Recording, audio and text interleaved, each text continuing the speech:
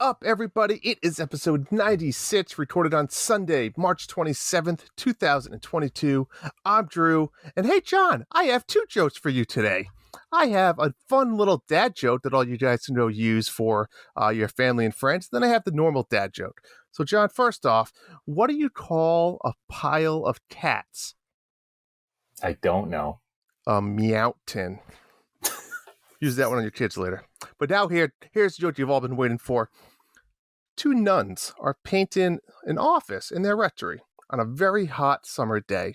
One says to the other, "We should take off our clothes so we don't get paint on them." So both nuns are painting in the room in the nude when they hear a knock on the door. Flustered, one says, "Oh, who is it?" Followed by a man's voice saying, "A blind man." Figuring the man wouldn't see anything, they open the door. The man walks in and says, "Hey, nice tits, ladies.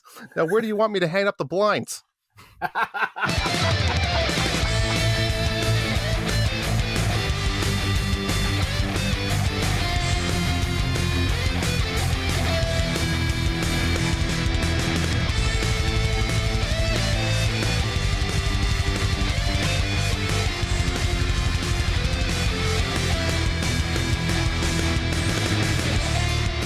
Workday's over.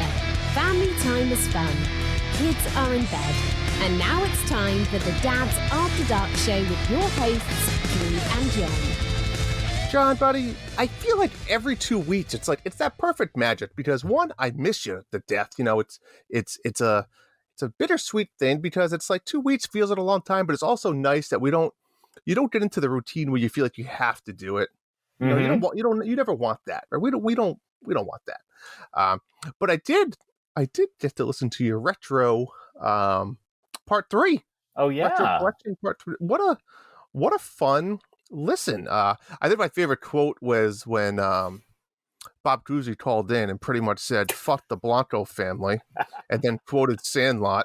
It was fun. He sent that to me in January, I think, after part 2, and I just hadn't gotten to the part 3. But I played it for my wife, and I was like, "What do you think of this?" or whatever. And she couldn't remember what she did, and she had to go look at pictures from that event. We had to go find that event and find pictures. She's trying to see like what it is that she bought. And I was like, and I remember that event. I forgot about playing PT and Fortnite on a PlayStation. That's how many years ago it was.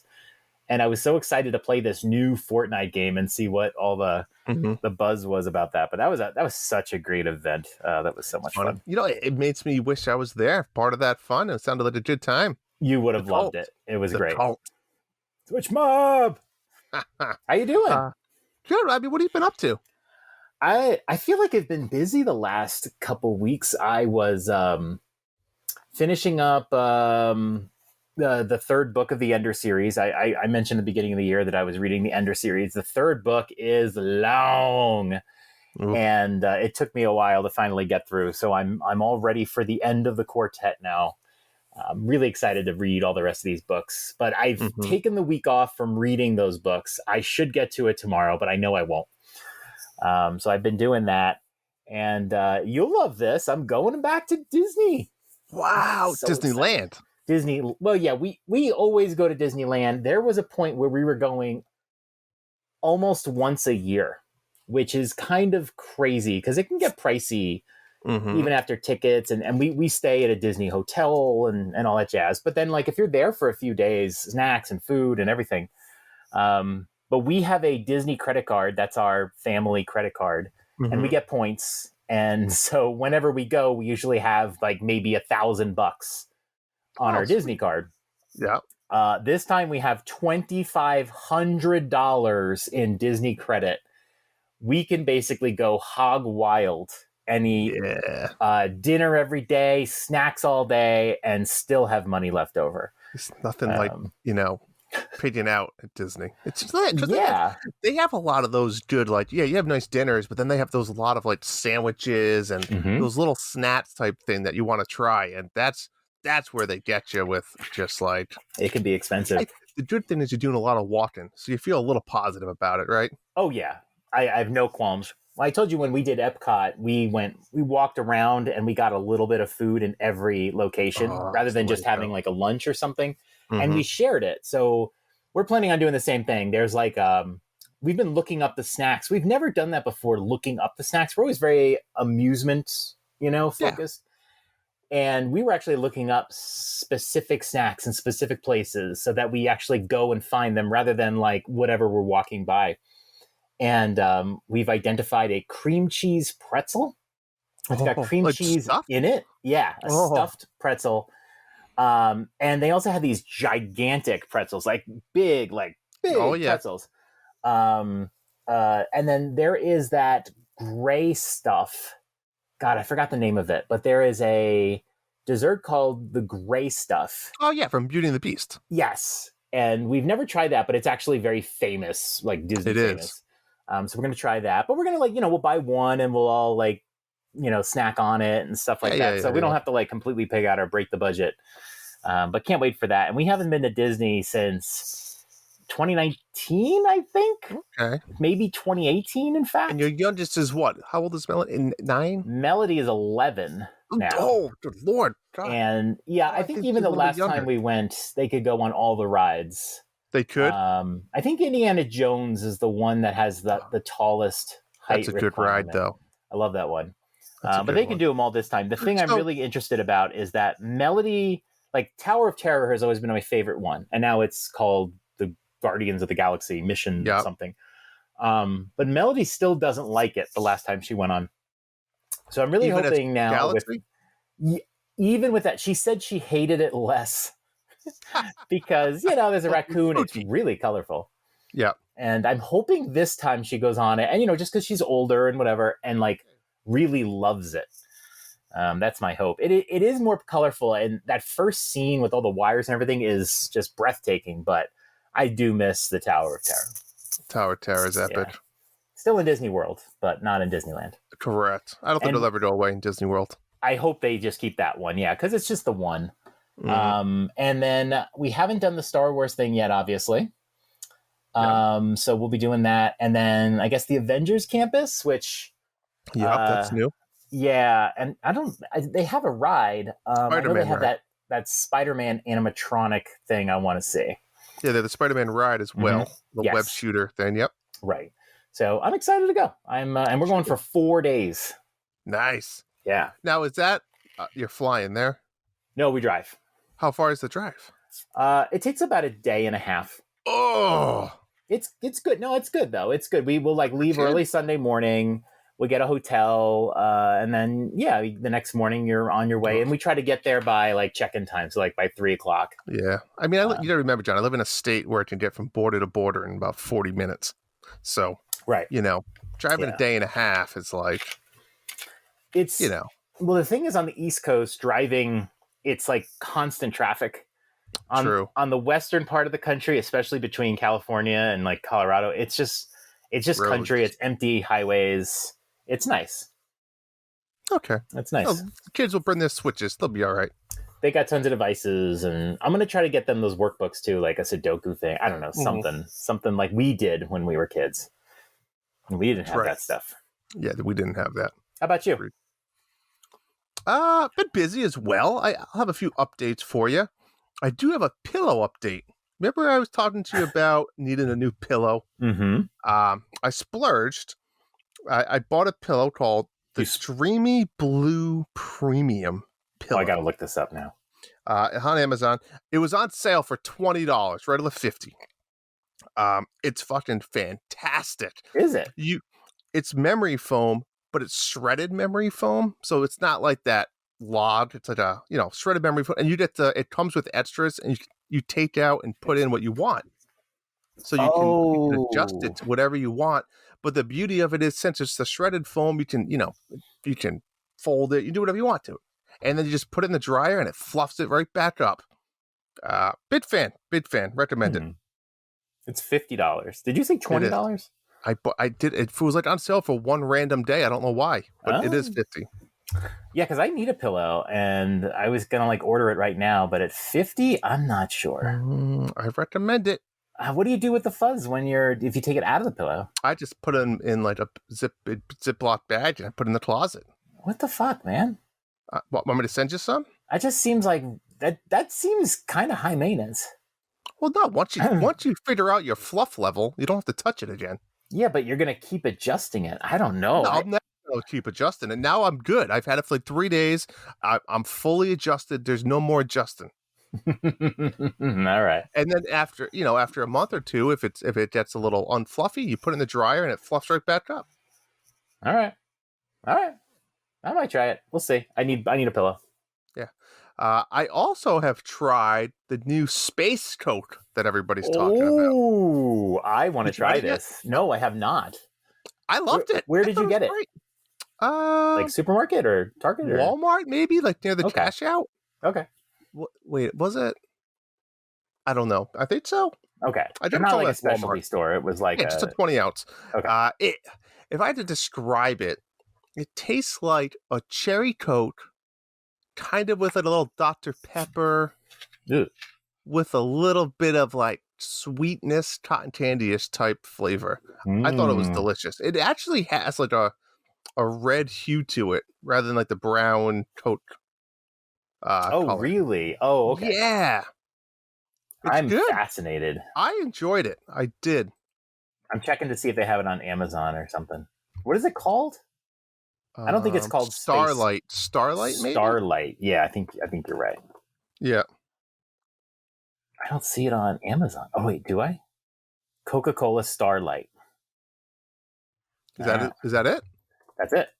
Okay. I got to try this. The last thing I'll mention is it's fucking golf season. I can't wait. I'm pumped. I went to the driving range the other day. Felt fantastic.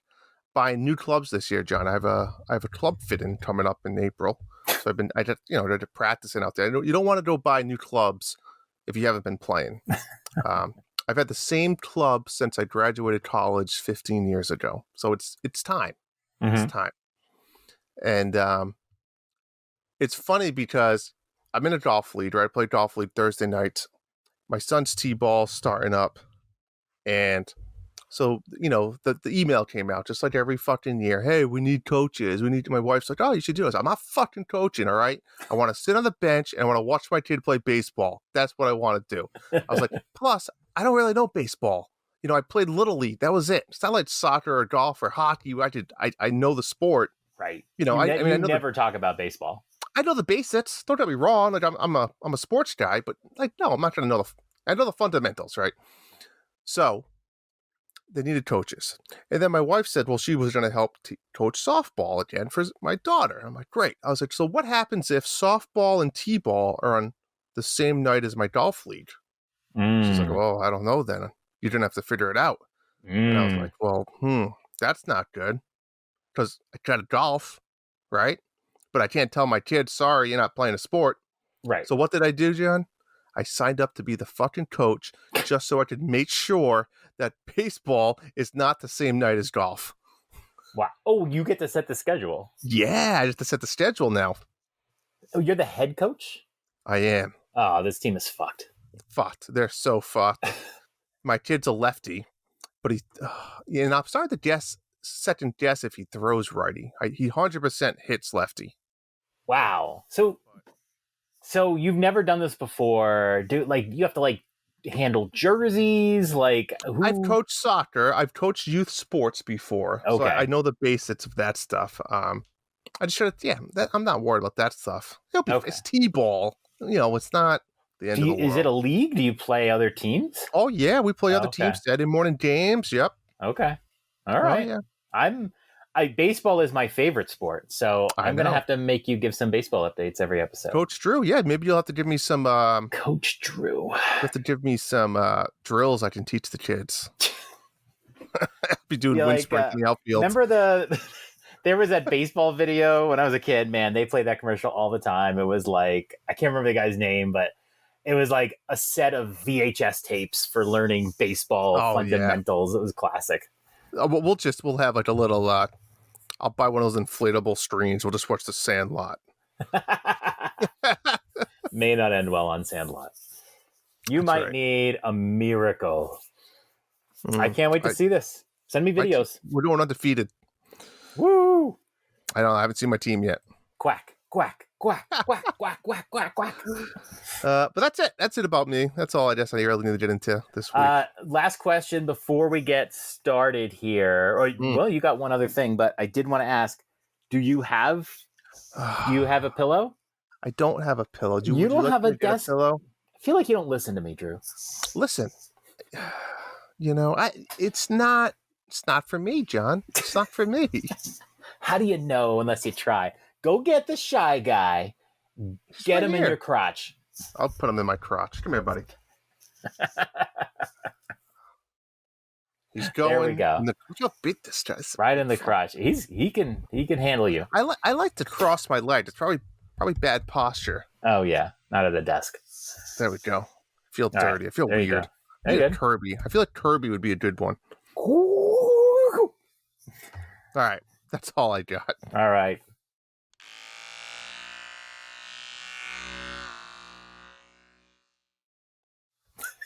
All right, John. We need to do a little ad read here from our sponsor, Manscaped. No? What happened? I was going into it. Let's do it, man. Let's do it. Manscaped. So Manscaped has sent us recently, John, both of us, a nice new care package. And I don't know if you had a chance to get through it yet, but there's some nice new products in there. We talked about their ultra premium collection, right? Mm-hmm. Which is not just below the waist, but now they're expanding their product line. What do you think? I mean, they had some shampoo, they had some body wash, but they also had some new items such as deodorant. Yep. I'm going to be trying that out. The deodorant was interesting. It was like a circle. Yeah. I've never seen a deodorant like that. Have you? Oh, I mean, they've been around. I think like a lot of ladies like, antiperspirant. Yeah. Ooh. I was glad to see it because the body wash has a nice little smell to it. So I'm going to try out the deodorant. Plus, I was happy that they didn't send like another, razor because it's like I already have one and I love it. So I don't need like two. But yeah, these are all kind of, some of these products are niche, right? You might not need them, right? You might not have a ball problem that requires like ball deodorant or anything like that, but a lot of men do. So, not every product is for you. I still am a fan of the foot deodorant, especially in the summer. The winter, you don't need it as much, but the summer, you're outside all day and like maybe with the flip flops. Yeah. Then, you don't want to go to bed with the stinky, sweaty feet. You throw the foot deodorant on there. I kind of like that. Yeah. We've done like foot baths in the past too. I've done that. You can dry your feet up and put the deodorant on. And then the best is like I sit in a rocking chair and I put my feet on the bed. Just, because you don't want to, once you use the deodorant, you don't want to walk around on your feet. At least I don't want to. So you put it on, you sit down, you put it on and you just let your feet air dry. And then as your family walks by and they're like, wow, your feet smell stupendous. Yeah. Agreed. After a long day coaching a little league baseball team. Throw some Manscaped deodorant and foot deodorant on. And ball deodorant. All of it. There you go. All the deodorant from head to toe. Soon to be munching on some crumble cookies. That's right. All right. What do you say we go to the bounty board? Do it. The bounty board. All right, bounty board. Drew, you have memorized by now. I do. Shovel Knight Pocket Dungeon beat the game. End this thing. Can we just say bounty failed? Like failed. Not we do the little like the red line completed. Is that what we say? Can we just do failed and post that? I don't think we have a sound bite of Sadie doing it. So can you just say it like Sadie? Bounty board failed. All right, next one. I don't want to fail this one because I know people have been playing it. Reveal the entire map in Horizon Forbidden West. That is a $10 bounty. That was out there. And we now have a new bounty. Ding, ding, ding, ding, ding, ding, ding, ding. In Kirby and the Forgotten Land, 100% the game. Send us a video clip proving that you did it, and we will give you $10 eShop or Xbox or PlayStation credit. Whatever you want. And to prove that you did it, not only do we want a video or a screenshot, but I want you to puff your lips up like a chipmunk, like Kirby has something in its mouth. And I want your face to be like, that's what we need. Okay. Yeah. Kirby impression in the video / or picture with the 100% in the background. And there's a chance by the time this podcast drops on Monday night that somebody did it. Some big Kirby fan maybe, but this has been, I haven't played it yet. I know you have, so I'm looking forward to hearing your thoughts on it. Will do. So that's the bounty board. And then we have our March reviews. Yes. Leave a review for us on Podchaser or on Apple. We are going to do one lotto drawing in March. I know we have a bunch of Apple ones already for March. Podchaser has been a little quiet the last couple months. So we got one or two, I thought. We got a new follower of something. I don't know. We did get a follower. But if you go to Podchaser, it's podchaser.com/dadsafterdarkshow. You can leave a review there. You can follow us while you're there as well. You'll hear about John, our new podcast. If you leave an Apple review and a Podchaser review, do you get 2 entries? You get 2 entries. So it's a no-brainer. Go ahead and do it, and you help us out a ton. And if you haven't left an Apple review for us before, please do. I can't emphasize how much they help us. So we'll give you the free podcast. You give us the free review. Call it even, right? Yeah, and not only do they help us, I love reading them. I'm not going to lie. They give me a good chuckle. They make you feel good, right? It makes you do all that warm and fuzzy stuff. Like, look, guys, we have fans that love us. That's right. More of that. Yeah. It's like flashing your boobs at us, but it's an Apple review. Yeah. You know what? I'll take that too, though. If you want to send me a video, go ahead. Dad's After Dark Show at gmail.com. Is that our email? Yeah. Close enough. Yeah. Go for Send it. Send a dick pic if you can't do the other one. I mean, like, whatever. Booby pitch, ass pitch. I don't judge. He just needs genitals, Manscaped. We also have a Mario Kart Mayhem update. Wait, say it for us. Say it. Monthly Mayhem. We have been doing the Mario Kart Mayhem. Our first week was a time trial contest for Tokyo Blur. What Drew, a battle.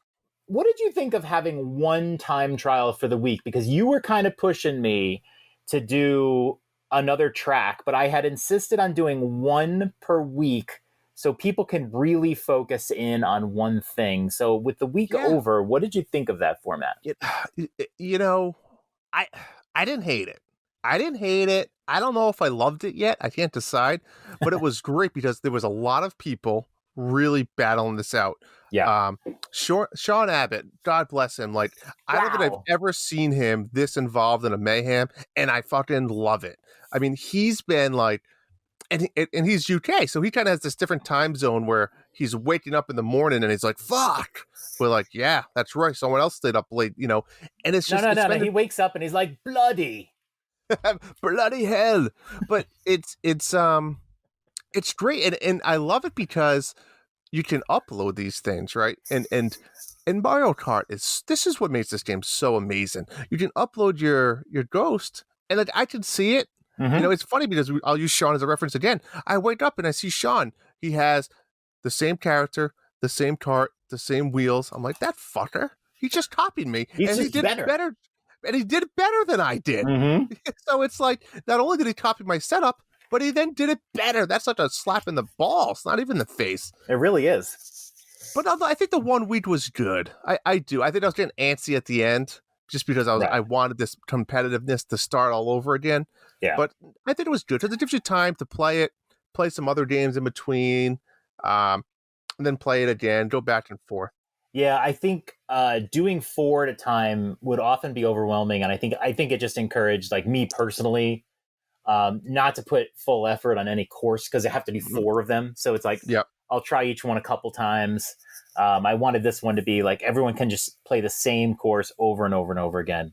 Agreed. And we got 14 people that competed. That's great. So that was great. And I gotta put my tail between my legs here for a second, and I have to admit something. Because remember I messaged you the other day and I said, I don't know if I have Joy-Con drift or something. Oh yeah, what happened with that? Right, and I said I was trying to play. I I thought my Mario Kart was broken. I'm fucking sweating with this fucking pillow on me. Maybe you just need a tissue there.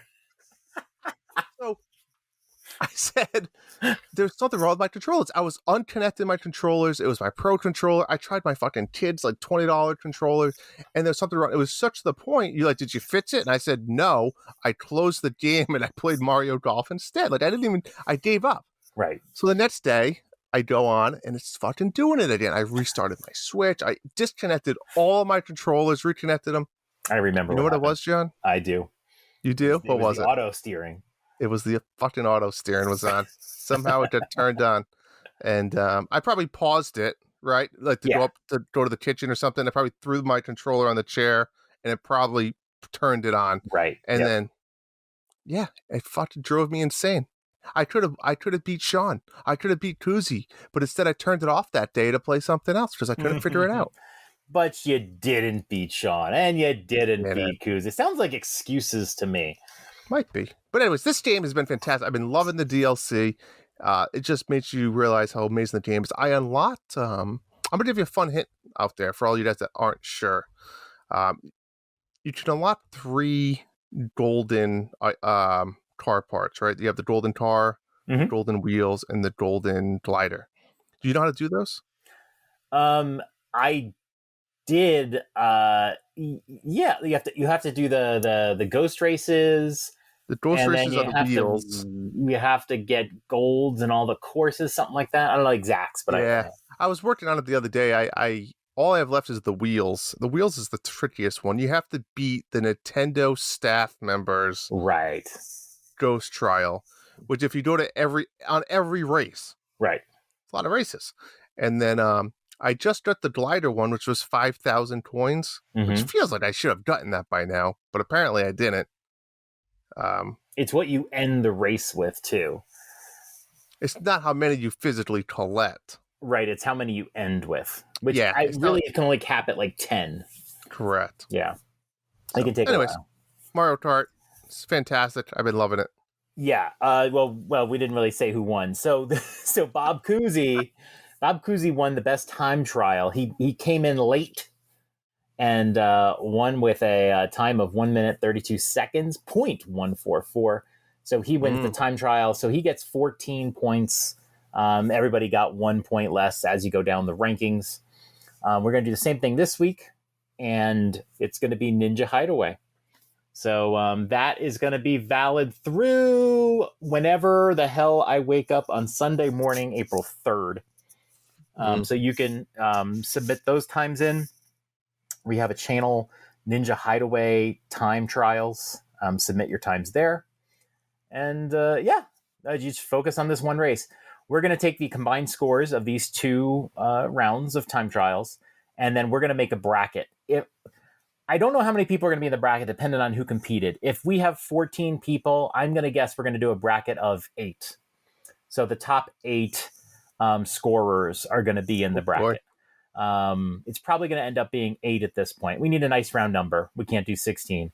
So the top 8 people will get into a bracket, and we'll announce that. I don't quite know at this moment what we'll do, but it will be online, and you'll have to set up, competing races with your opponents. So probably going to do a round of 4, just do a cup, and the winner wins. So that should be really fun.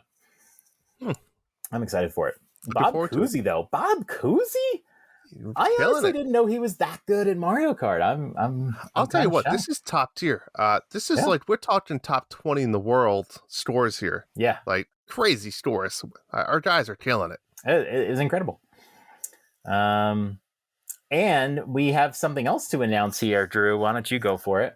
A lot of stuff going on because it's booty bracket time. Booty bracket. A lot of stuff. A lot of stuff is going on here. I don't know if I'm going to go through all of the matches here, but I'll do some close ones here. Camilla taking down my girl Yennefer by 52 to 48%, John. Crazy.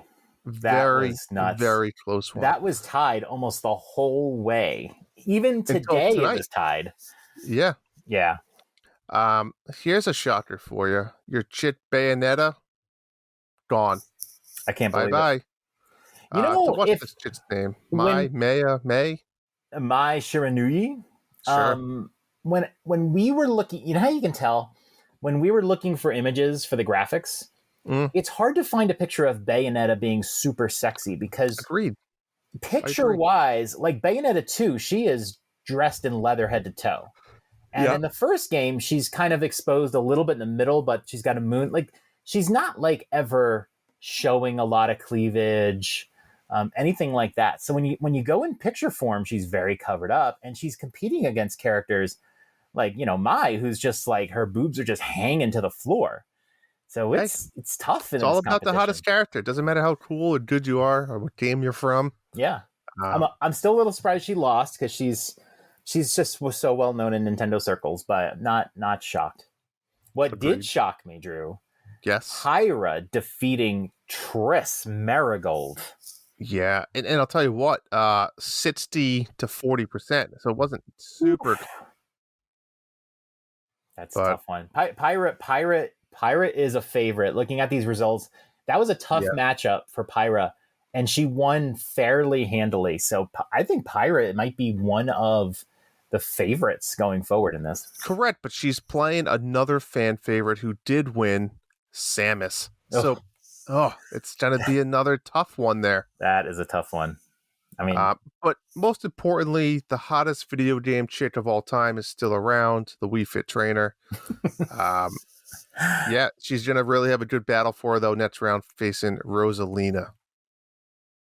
That's going to be a good one. I don't know who's going to win that one, but there are nothing but chicks left. All the guys are out. You sexist bastards. You know, I think I even voted for another guy or two this round. But yeah, the men are dead. All Witcher characters. What, 3 Witcher characters died off in this round? If you would have told me Yennefer and Triss would both be eliminated in round 2, I would have laughed because they're so... I mean, especially Yennefer, very sexualized, and I'm shocked. I mean, it took Camilla to defeat Yennefer and Pyra to defeat Triss, so they had tough competition, but I'm still shocked. Do you think that just a lot of people haven't played the game? No, I just think Camilla is just so over the top, and I think the purple hair kind of, for people who aren't familiar with Camilla, and we have a very flattering picture of Camilla. I think it's some fan art. That's in there. Pyra is just, you know, I think more people have played Xenoblade. Pyra is a very chesty character, and I think with she's Triss, a fun character too. Triss is like, the thing that's so great about Triss is like her voice, the way she talks to you. She's a little bit flirty, and it doesn't come across in picture form, much like Bayonetta. She just like looks like a redhead in picture form, so it's a little tough. Agreed. Samus defeating Tifa Lockhart, though, that I was worried about that one. And I think I did pick Tifa. I think that Tifa pick, something about it. Yeah, Tifa is well beloved, but it looks like Nintendo cred, unless you're Bayonetta, will get you places. So Samus looks like she's going to be a force to win. Yeah. You know, the love that we've been seeing for Rosalina is mind-blowing, though. Like, she's been dominating her competition. Who did she play in the first round? She played Pauline. Okay. Yeah, I mean, she was going against Little Mac. I think, you know, when you're talking about sexy, I mean, Little Mac is... when I see a picture of Little Mac, I just think of, like, boxing sweat, you know? You can't beat Rosalina. So we'll see how Rosalina does in the next round. She's up against Zelda. No, she's up against... and then Wii Fit Trainer? Wii Fit Trainer. That will be a good one. And neither of them are like flirty characters in any way. So it's all looks. You're not seeing chest. You're not seeing, true. Lots of skin. So it's going to be an interesting one. Mm. Sorry, boys. All the boys are out. Shame. That's it. But yeah, make sure you guys are now voting for round 3. Like you said, there's only really 6 matches. Mm-hmm. So after this, we'll have the finals, right? It'll be three people left. No, I'm sorry. No. There's one, two. There's going to be one more round, and then we get the one round. Yeah, there'll be 3 matches, and then the one. The 3-way. The 3-way. I can't wait for the 3-way. I'm kind of excited that it is a 3-way because you could have ended up with a 1-on-1 where like maybe it's a Nintendo character versus somebody else, and you're thinking, oh, this is a walk in the park. But with 3 characters, you might see some vote divisions going on. Yeah. And it's going to be wide open. I don't know who it's going to be, but it's going to be really fun to see that final contest. I gotta start thinking about how I'm gonna make that battle card. It's gonna be a little tricky. A 3-way card.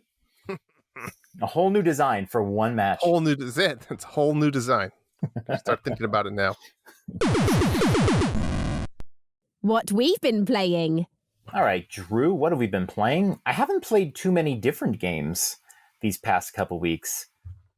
I've been playing a lot of Elden Ring, though. But before I get into Elden Ring, I want to talk real quick about Triangle Strategy. It is March 27th as we record this. If you told me it would have taken me 23 days to beat Triangle Strategy, I'd be like, are you kidding me? I can't wait to play Triangle Strategy. I'll be done in a week. If you told me it would be 23 days and I'd be like on chapter 7, I wouldn't believe it. But I mentioned, I think last time or on the in-between show that this game starts off really slow. It's very story heavy. I've been joking with my friend James that it's like a visual novel. Once you get past chapter 3 and then 4, it definitely picks up. There's more battles. They're more like real battles and not just play battles. And the thing that really got me excited about the game is the leveling up. I'm able to level up my weaponry, level up my HP. So each of these characters I'm not in love with the characters, but they all have their own kind of personality and they all have their own attacks, and what they're good for. Beside, magic users, sword users. There's a character that can move twice. There's characters that can attack from afar and all that. But being able to like upgrade them is really satisfying because they are pretty wimpy. The first couple battles you fight are just slogs. You might have to hit an enemy 5 times to finally take them down. And some of the higher level characters, like, the main characters of the story can take more.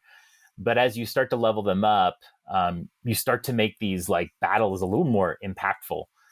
I'm in chapter 7 now. The game has gotten better, but I still don't like the story. I do like the story, but the wording is so dragged out. They keep repeating a lot of plot points over and over.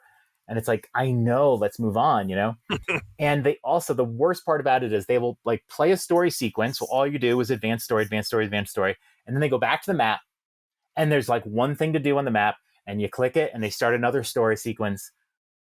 I went another 2 days without doing a single battle, just going through story sequences. Oh, so sounds boring. Miserable. It has been a while since I sat down with my Switch, really excited to play Triangle Strategy. It does have its moments. That's the worst though, when you enjoy a game, but you just get into these ruts with it. Yeah. You know what I'm saying? Like, we've all been there. Like, oh, I gotta go play the water temple. It's like, I know. That's next. But I try to get my games to a point that it's fun before I put them down, so I know I'll pick it up again. That's a good point. But yeah, like the most fun I've had is like really trying to get materials and money. Sometimes doing mock battles in the game so I could upgrade my stuff. But the battles themselves are fine. You can't really synergize your combat, the way you do some other games. Like Into the Breach is the best example where, one character has the ability to attack through buildings and then another character can move other robots near those buildings, stuff like that. These guys, there's like magic users that can do AoE. There's, like I said, a character that can move twice. Another character can do a jumping attack, but they don't really synergize. There's probably a couple things you can do, but there's no natural way to go, oh, these two characters together would be great. I kind of wish it did that. If you're going to make every character do such different things, that they can synergize in each way. But I'm still playing. I'm still going very slow. I haven't started Kirby yet. I want to finish Triangle Strategy, so I'm going to continue to do that. Which does remind me, I did a 30. Did not do a 30. I did a first look for Dark Deity for the Nintendo Dads, so you can look on their channel and find that video. I spent about 45 minutes kind of playing through the opening story and the first battle. Thought I gave some good tips for how to play if you've never played these games before. But I was really surprised at how much I liked Dark Deity. It's a, I don't know if you call it an indie or not, but it is, it's a lower budget title, and it really tries to emulate the older Fire Emblem games, like GBA era. Mm-hmm. And it's all 2D, and I really enjoyed playing through it. I thought the user interface was very polished. It was very easy to figure it out. Triangle Strategy can be a little more complicated. You're playing in a 3D space, that sort of thing. I think my one real gripe with the game was that the analog stick was a little touchy, so you had to be careful. So use a D-pad. But once I'm done with Triangle Strategy, I am going to charge up my Blurple Switch Lite, and I am just going to play through Dark Deity on that. And I can't wait. It's just got a great D-pad, so it's funny. I sent you this game like a couple days before you got us, John. This looks like your type of game. Yep.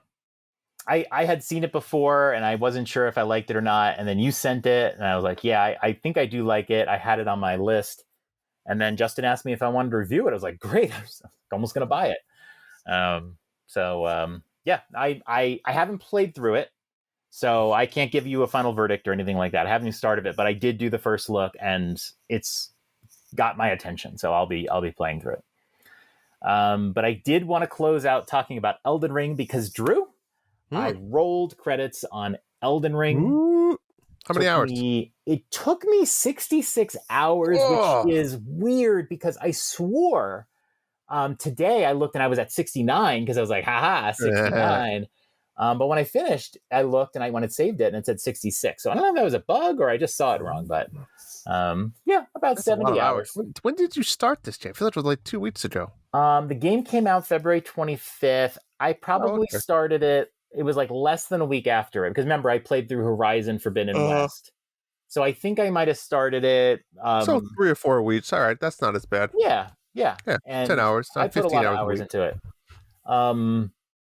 I've had some gripes about the game. I've had some, things I loved about the game. I would say, just final judgment now that I have finished the game. It's great. There's no denying it's great. It's a beautiful game. It has great exploration. It made me feel like Breath of the Wild for the first time since Breath of the Wild. There's been good open world games, but exploring doesn't always give you that same feel. I loved Witcher, but the exploration there, you can find stuff, but it's not the same as like Breath of the Wild. This one made me feel like Breath of the Wild, that you can go explore and come across something and it's cool. But in those ways, it's better than Breath of the Wild because in Breath of the Wild, you might explore and come across, I don't know, a little something, a shrine. You might come across a Korok seed thing, maybe a fairy fountain. In this game, you might come across a little dungeon. You might come across a way to get through to another part of the world. It just, they have more leeway to make some amazing things. You might run into a pretty big, scary boss. So it had some great exploration. I love that. That's my favorite part about any game. Yep. And the first 5 hours of this game were amazing. You start exploring, and it's like, I found a catacomb and I went in there and it's just like a dungeon. And then there was a really tough boss, but it's like, I just have to fight this boss. You unlocked a shortcut to get to it. I had a lot of fun with it. The last 15 hours of this game, I was glued to guides. And that's my biggest negative for it. Glued to guides. I was powerful. I had leveled up a lot because I found kind of a leveling cheat. Just a great place to grind really, really quickly. Kind of exposing, kind of a glitch in enemy AI. And still, the second to last boss and the third to last boss, absolutely brutal. And I had quit this game I had quit this game on that one boss, and I was so frustrated because a lot of the bosses are very overwhelming, but this boss was a maniac. And I didn't know how I was going to beat this boss. He moved so aggressively. And then you get halfway through and he becomes even more aggressive, just throwing all sorts of shit at you. And I quit. And then it was like Saturday or Friday night. It was a little early to go to bed. And I just sat there for an hour and a half fighting this boss over and over again. I was listening to Game Pass news while I was playing, really having no hope that I would do it, but I had quit on the game and I was like, here's my chance. And I fucking did it. It was like, I didn't do anything different. I tried the same strategy I had been trying the whole time. I tried different strategies, but like, it was just, another the same strategy. And I just did it. It was just, the right combination of luck, not getting hit by this or that. And that's it. I did it. I was just like, wow, I can continue this game. And the next boss took me like 2.5 hours to beat. Oof. They always say like the thing about these games is once you beat the boss, you feel amazing, right? You feel so satisfied. Not this game. No. I mean, the bosses are they're so overwhelming, and it's so unfair because your character, just like in all the Souls games, except for maybe Sekiro, is so slow and stodgy and methodical. And, sometimes you get hit by a big shot, you fall to the ground, you can't move, you get up real slow, and then you try to like heal with a flask, and he just takes this long casual drink. And if he gets interrupted, well, he didn't heal. When I beat some of these bosses, I was relieved, but I certainly didn't feel like I finally did it. I finally figured out that boss. No, I got lucky just those a couple of times, just that right luck, that timing. And that really ruins it for me because in past Souls games, it does feel satisfying. You do figure out these bosses and then you do beat them. So, I have a quick list of some other things I didn't like about it. There's no story. This game was hyped up as George R.R. Remember when this game was announced, Game of Thrones was like huge. And they attached George R.R. Martin's name to this game. There's no story in this game. You're in this in-between death world, and you just have to beat these guys, and that's it. Like, there's no characters that are amazing in this game. There's no story. Nobody even knows what's going on. And then when you win, you're like, okay, I'm on the throne. That's disappointing. It really is. And I feel like no one's really calling them out for just exploiting the name of George R.R. Martin. Honestly, I think some of the other Souls games had better stories than this. Yeah. What has Martin really done in the last 10 years? Nothing. Let's be honest. His last book came out 2011. Yeah. Like that's fucked up. Yeah. That's fucked up. Yeah. I think they should be called out more for it. This game has no story. Anybody that tells you there's a story, no. Item crafting is really worthless. I know several people who've played this game who didn't really do much with the crafting. And it feels tacked on because it's an open world. So as you explore the world, you see, flowers and this and that all over the place, and they glow and they distract you and you pick them up, and the button's constantly telling you, hey, pick this up, just like other open world games. But in other open world games, you can make interesting things. In Breath of the Wild, you're making your health. You're making things that make you really powerful against bosses or whatever. In this game, you don't really get anything too extreme. You'll get some things you can throw, but, not much value to it. I was never able to craft a regular arrow. I can only craft like these bone arrows. After a while, I just kind of stopped crafting. Sometimes I would craft something out of desperation, but the crafting never helped me in any way. If I was having trouble with a boss, I just needed to level more. I needed to upgrade my armor and weapons. But, I feel like that was just sort of tacked on because it needed to be there. Weapon management is annoying. You'll collect weapons as you go through the game. Half the weapons you won't even be able to use because they're not designed for your class. And then you either sell them or you hold on to them. There's no storage container you can put them. So I had some functional weapons that I could use, but I didn't want to. But I just had to hold on to them. I couldn't put them in a chest just to get them off my screen. So Oh. sometimes when I went to go change a weapon in the middle of a battle, I've got like 30 weapons and I'm trying to like figure out. Do you have a lot of inventory space, or is it unlimited? It's unlimited, but that's the problem is like, I don't want it unlimited. I want to manage my weapons a little better. Yeah. So it just became really easy. In Breath of the Wild, you can very quickly switch between weapons. Most games, you can switch between weapons. I know in Horizon, you can switch weapons and, it pauses the game. So it was a little annoying. I wish I could just put it in a storage container and say, I want to keep it. I don't want to sell it, but I want to get it out of my inventory. Same thing with items too. There's so many items in this game, most of which are totally unimportant to you. It's too overwhelming. A lot of very powerful items. They're in the world somewhere. You don't even know about them. And I'll talk about one particularly. This is like the Mimic Ash. So you have the ability, I think just in like boss battles, to make a copy of yourself, Drew. And it's like a ghostly copy of yourself. Whatever weapons you have, whatever armor you have, whatever your level is, becomes a clone. And then they fight alongside you. Yeah, okay.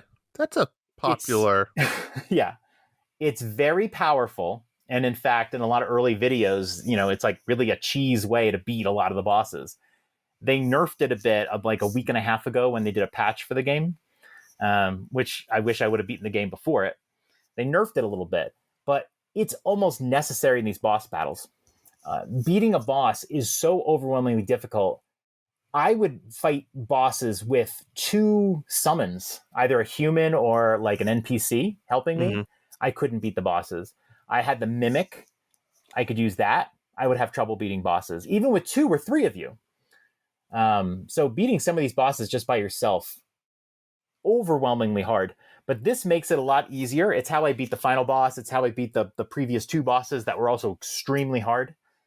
But it's just, some random thing in a random location somewhere. And I had to use a guide to find it. Hambone Johnny was telling me about it. I had to use a guide to figure out how to upgrade it. I like nothing that I found naturally at all. And I played for 70 hours. So yeah, I just feel like with those things, I'd give the game about an 8.5 out of 10. When I think back to the first 5 to 10 hours of the game, I would have given this game probably a 9.5. Oh, wow.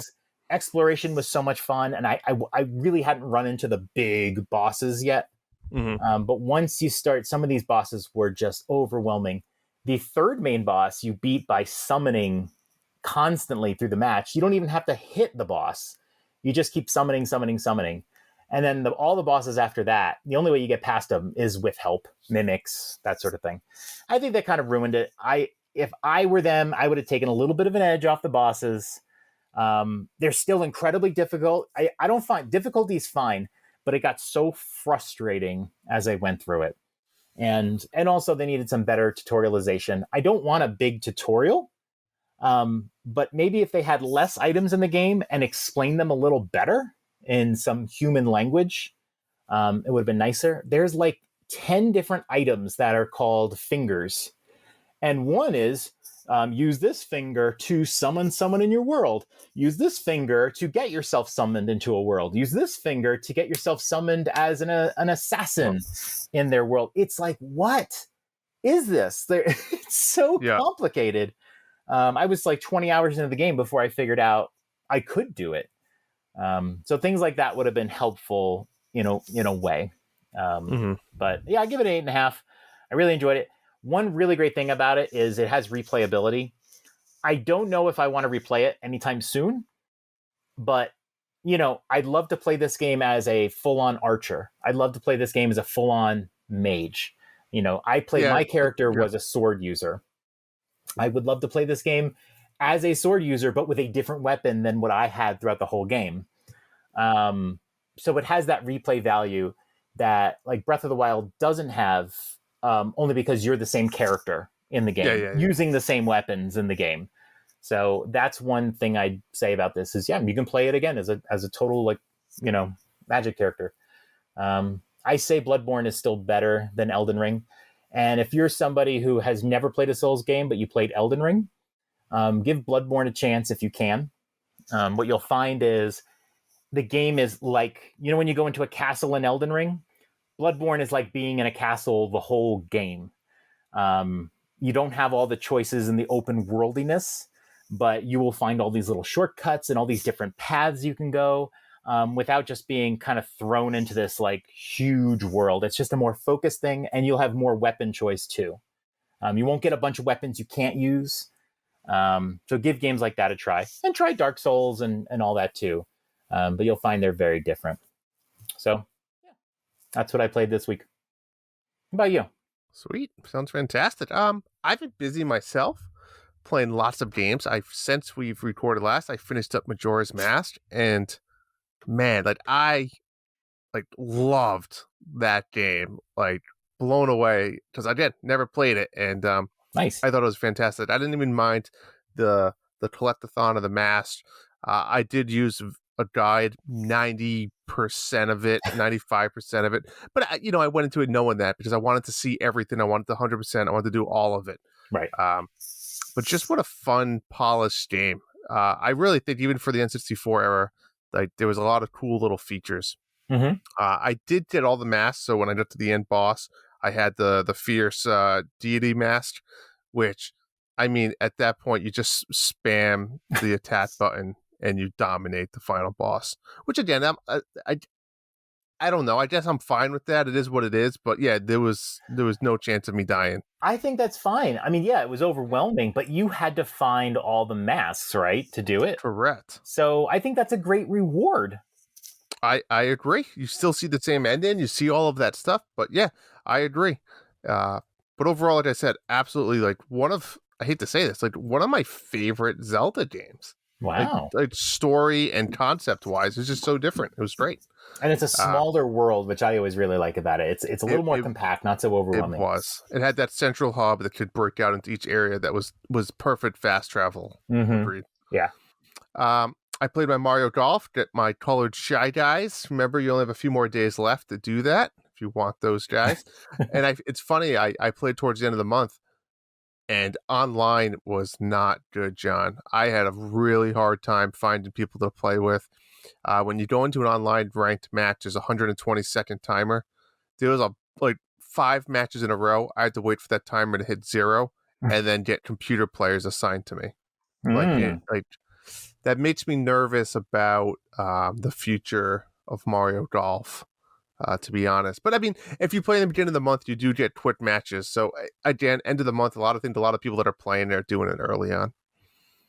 I fired up Legend of Zelda 4 Swords for the Gamecube. After I beat Majora's Mask, was on the Zelda kit before I started a new game. Let me play 4 Swords. It's not as good as I remembered, unfortunately, John. If you remember this game at all, it has like an overworld of levels, right? So you play one level at a time. It's not an open world-ish type style game. Your weapons and heart pieces and all that stuff you find are specific to that level. They reset once you leave that level.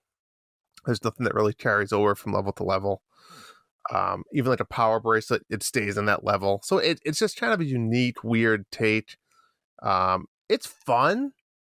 I feel like it'd be like it's supposed to be a more fun co-op game, but I played 2 worlds. Each world has like 4 levels, and I just said I think I'm done. But you played solo. Yeah, I played just solo. Yep. Okay. I've never played it. Never played it. I'd love to. It's unique. It's cool. You should try it. But again, it was GameCube. I'd have to play on the TV, and it's just like. Do you think they'll port it or bring it to Switch? No, I don't think so. I don't think it's a good enough game. To be honest, I just don't. What if they not just remaster it, but kind of remake it a bit? No. I don't think so. Online. I don't think we would see it. I think no, personally. It's fun. Don't get me wrong, it's a fun, different game, but if you're looking for your typical adventurous Zelda game, this is not it. Okay. I fired up also Super Mario 2 on my NES. I used the NSO because I am going to be on one of the spin-off shows of Retro Logic called On Topic.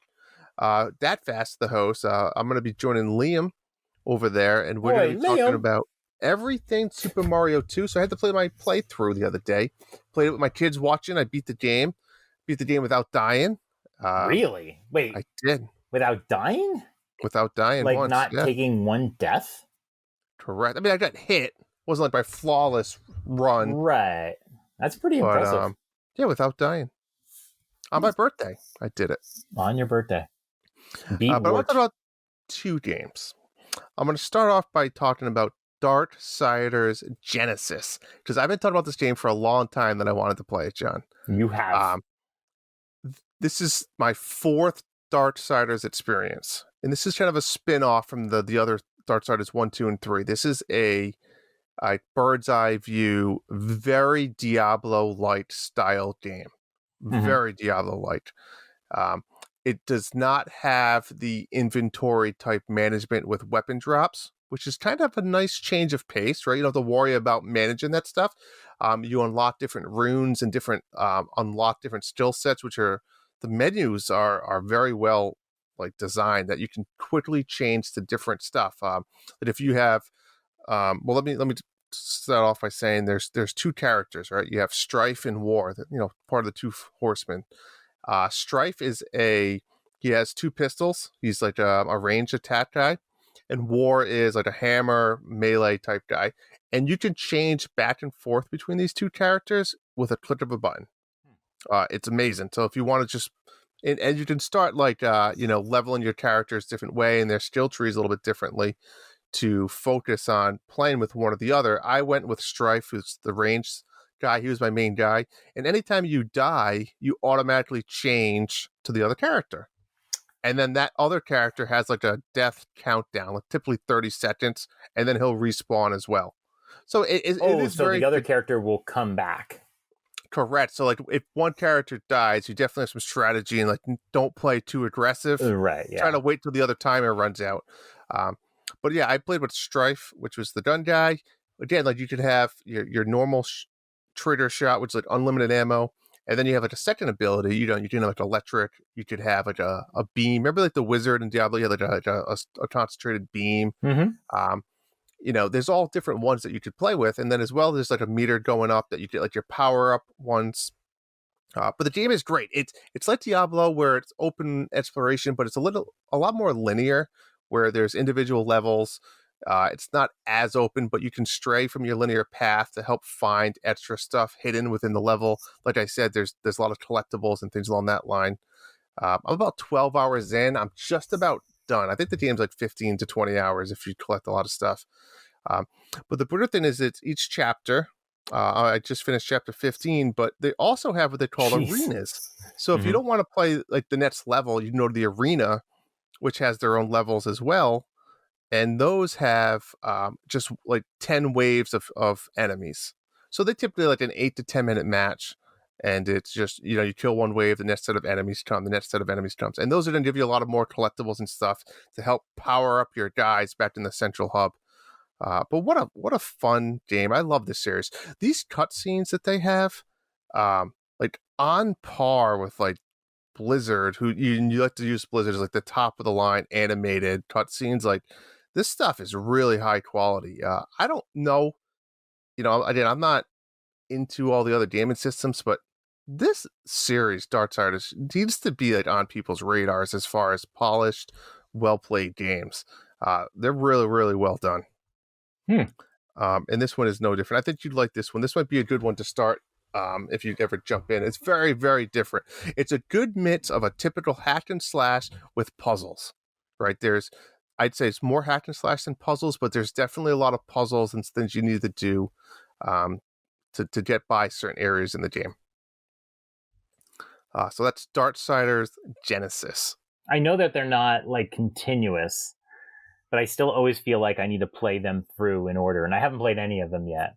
Yeah, they're not 100% continuous. Like I said, 1, 2, and 3, you play as 3 different horsemen. Right. So and then this one, I think like I said, the first one's War, and the second Strife. one. Well, Strife is you do play with Strife maybe in the second one, and then third one I forget his name. It's the girl, it's the chick.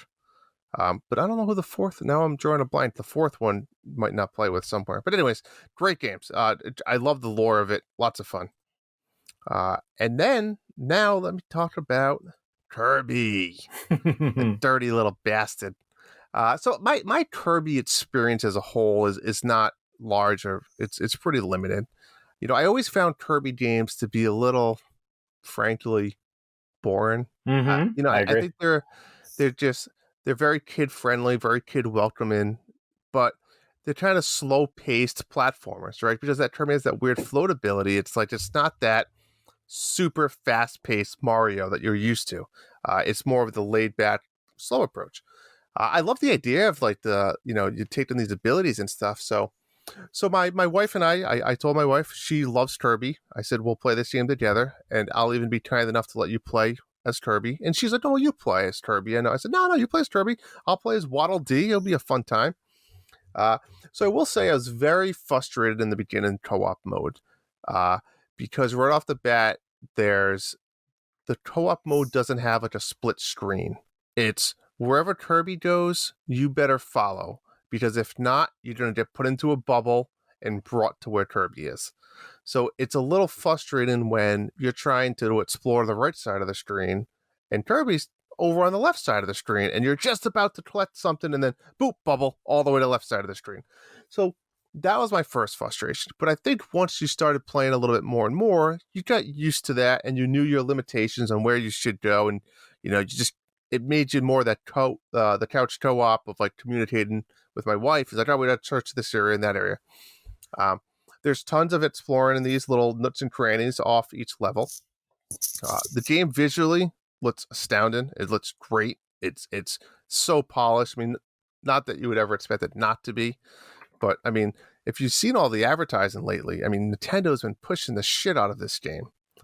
Through like Target and Walmart, and I think they did something in New York. They did like it's been shit everywhere. Did you see the Target, the Kirby balls in front of the Targets? I did see the Kirby balls. They're fantastic. So the game has become a lot of fun. You have the little Waddle Dee town where you can go back to, and there's a few unlockables, and you can upgrade abilities.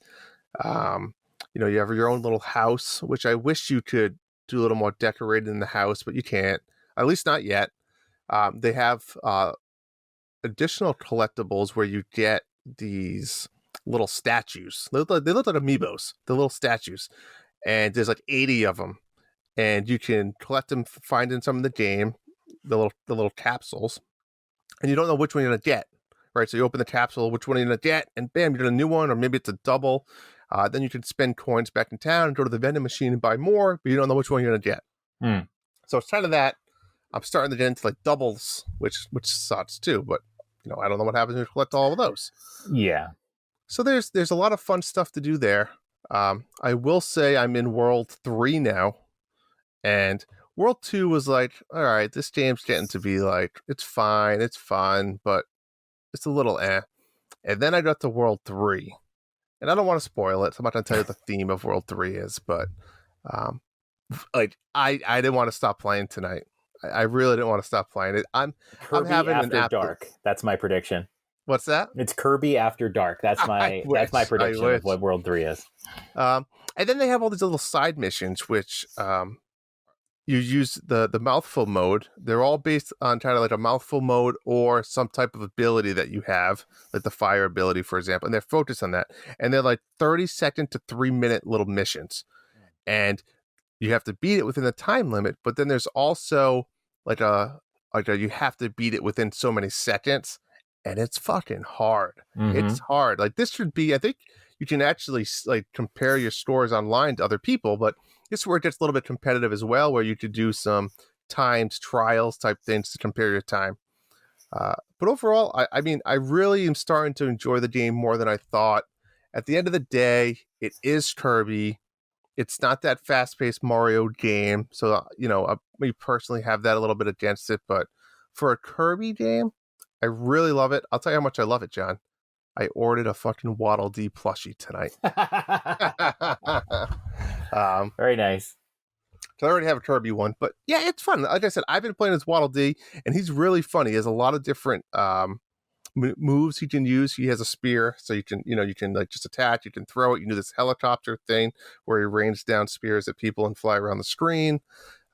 It's a lot of diversity, a lot of different. It makes even the co-op player feel like they're really contributing to it. Right.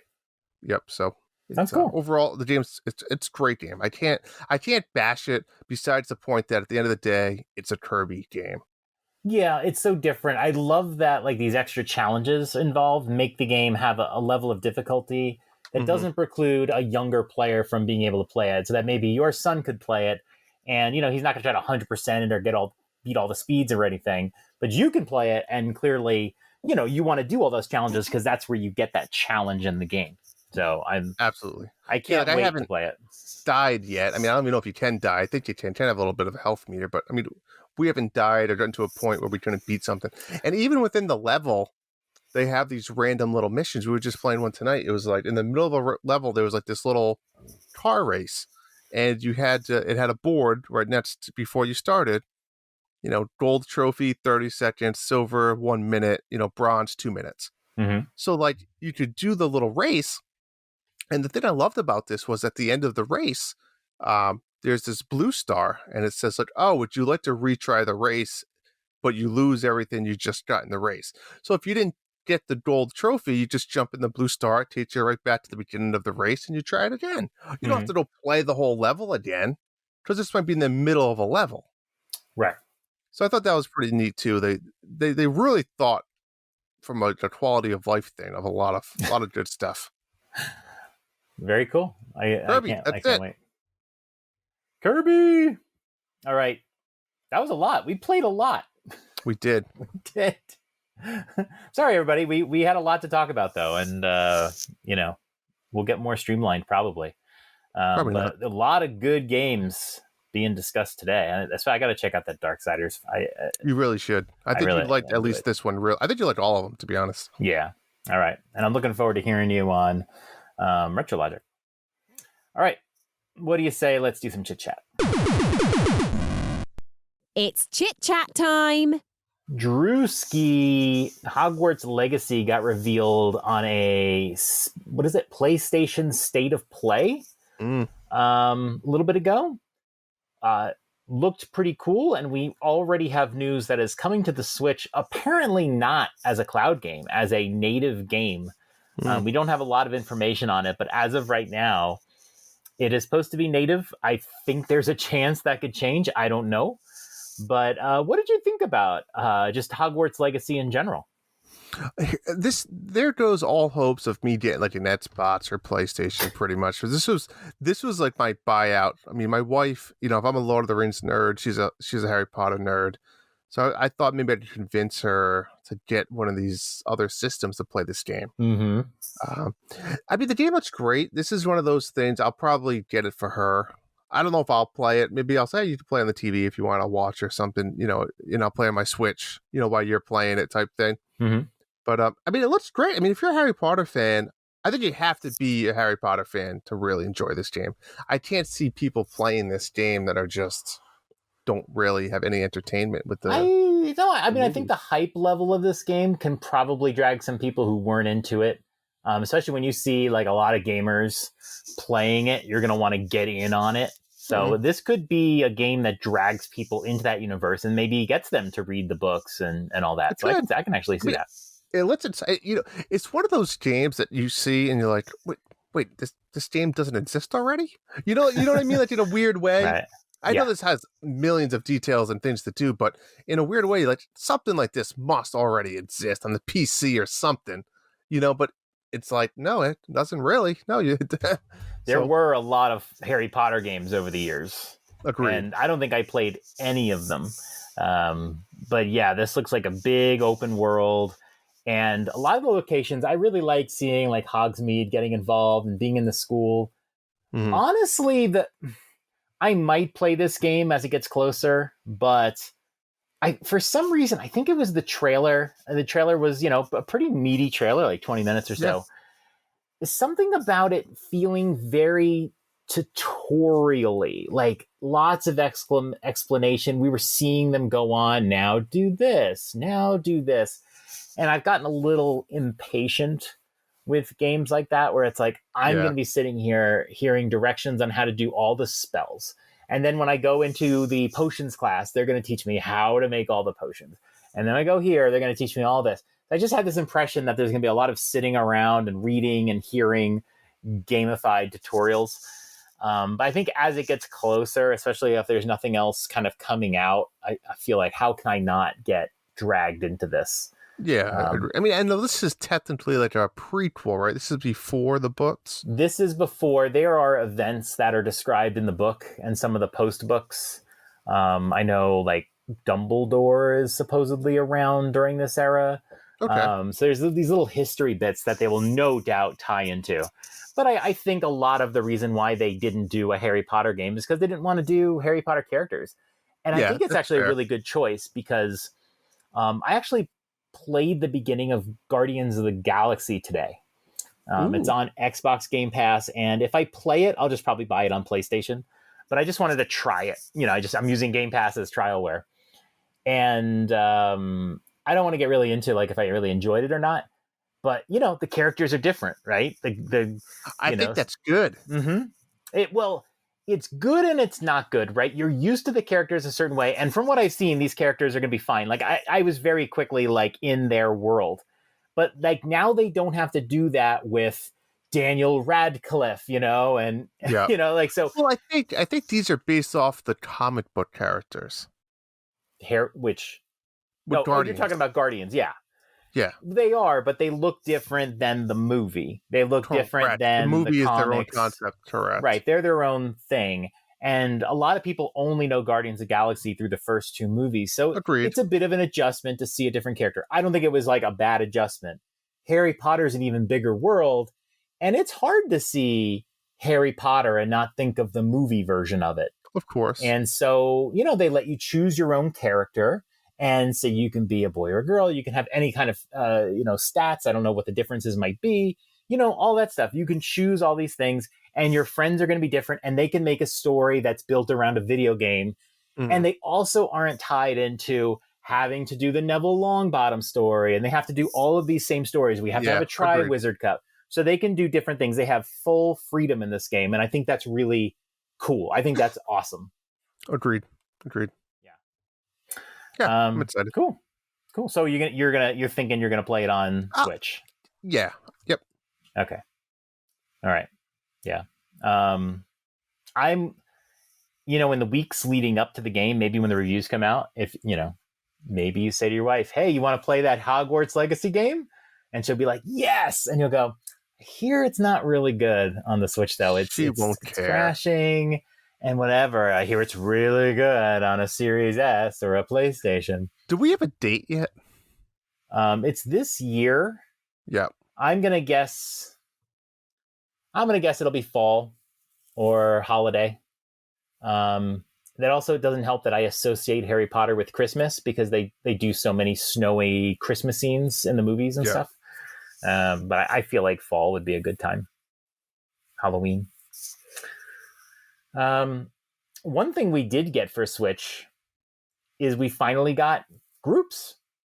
Groups have made it. We have been wanting it and demanding it for years as a way to organize some of our games that we play. I always wanted to organize my Jackbox games, and we finally got it. I think Nintendo Twitter exploded, and then as we all raced to update our Switches and check them out, I think we were all underwhelmed. Sorry, wrong word.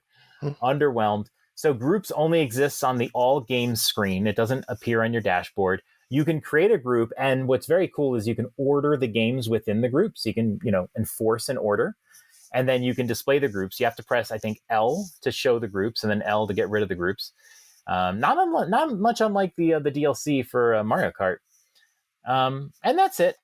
I think, from my point of view on this, more than groups, I always wanted to be able to customize my dashboard, especially instead of having one row of games, I want to have 2 or 3 or 4 rows the way 3DS did. I know 3DS at launch only had, I think, 1 row, but then you can expand it out into tiles. That's what I really want. And then I can group the games wherever I want them. I don't need like a folder, but I can put all my Jackbox games in one column if I want, that sort of thing. So I didn't get what I really wanted, but I did make a Jackbox group because I've always wanted to. And I did make a group of games that I reviewed for Nintendo Dads, which is fun because there's still some games I haven't played all the way through that I want to. So I sorted those out. And yeah, I've seen people do groups of their RPGs. I've seen groups of like arcade archives, that sort of thing, the NSO stuff. Mm-hmm. But what do you think about these groups? And did you create any groups? Yeah, I played around with it. I'm going to be blunt. I don't think, and I've been saying this for a while, I don't think this is for the average Joe video gamer. I think these groups are for like the 10% of the Nintendo Switch holders. That's how I feel. I just don't think I'm the market for it. And what I mean that is, I play games that I know I'm never going to play again. I just delete them. But I don't need them. Savage.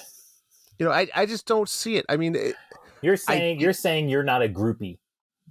I'm not a groupie. I just don't see the need of grouping up games. I mean, again, maybe I don't have hundreds of games, so it's. But even if I had hundreds of games, I mean, I'm not playing hundreds of games. What if you grouped all the Lego games? That'd be nice. My kid plays the Lego games so frequently; they're still all on the homepage on his Switch. He's played today. He played the Avengers game for 2 hours today. Wow. So that's why I want to be able to customize the dashboard and have more tiles because they can roll off pretty quickly. Yeah, it's still my favorite part of the 3DS too. Like my 3DS home screen is designed so perfectly for me. But I don't think it's for the average Joe. I really don't. I don't see the average Joe playing or needing that many games that they have to go organize them.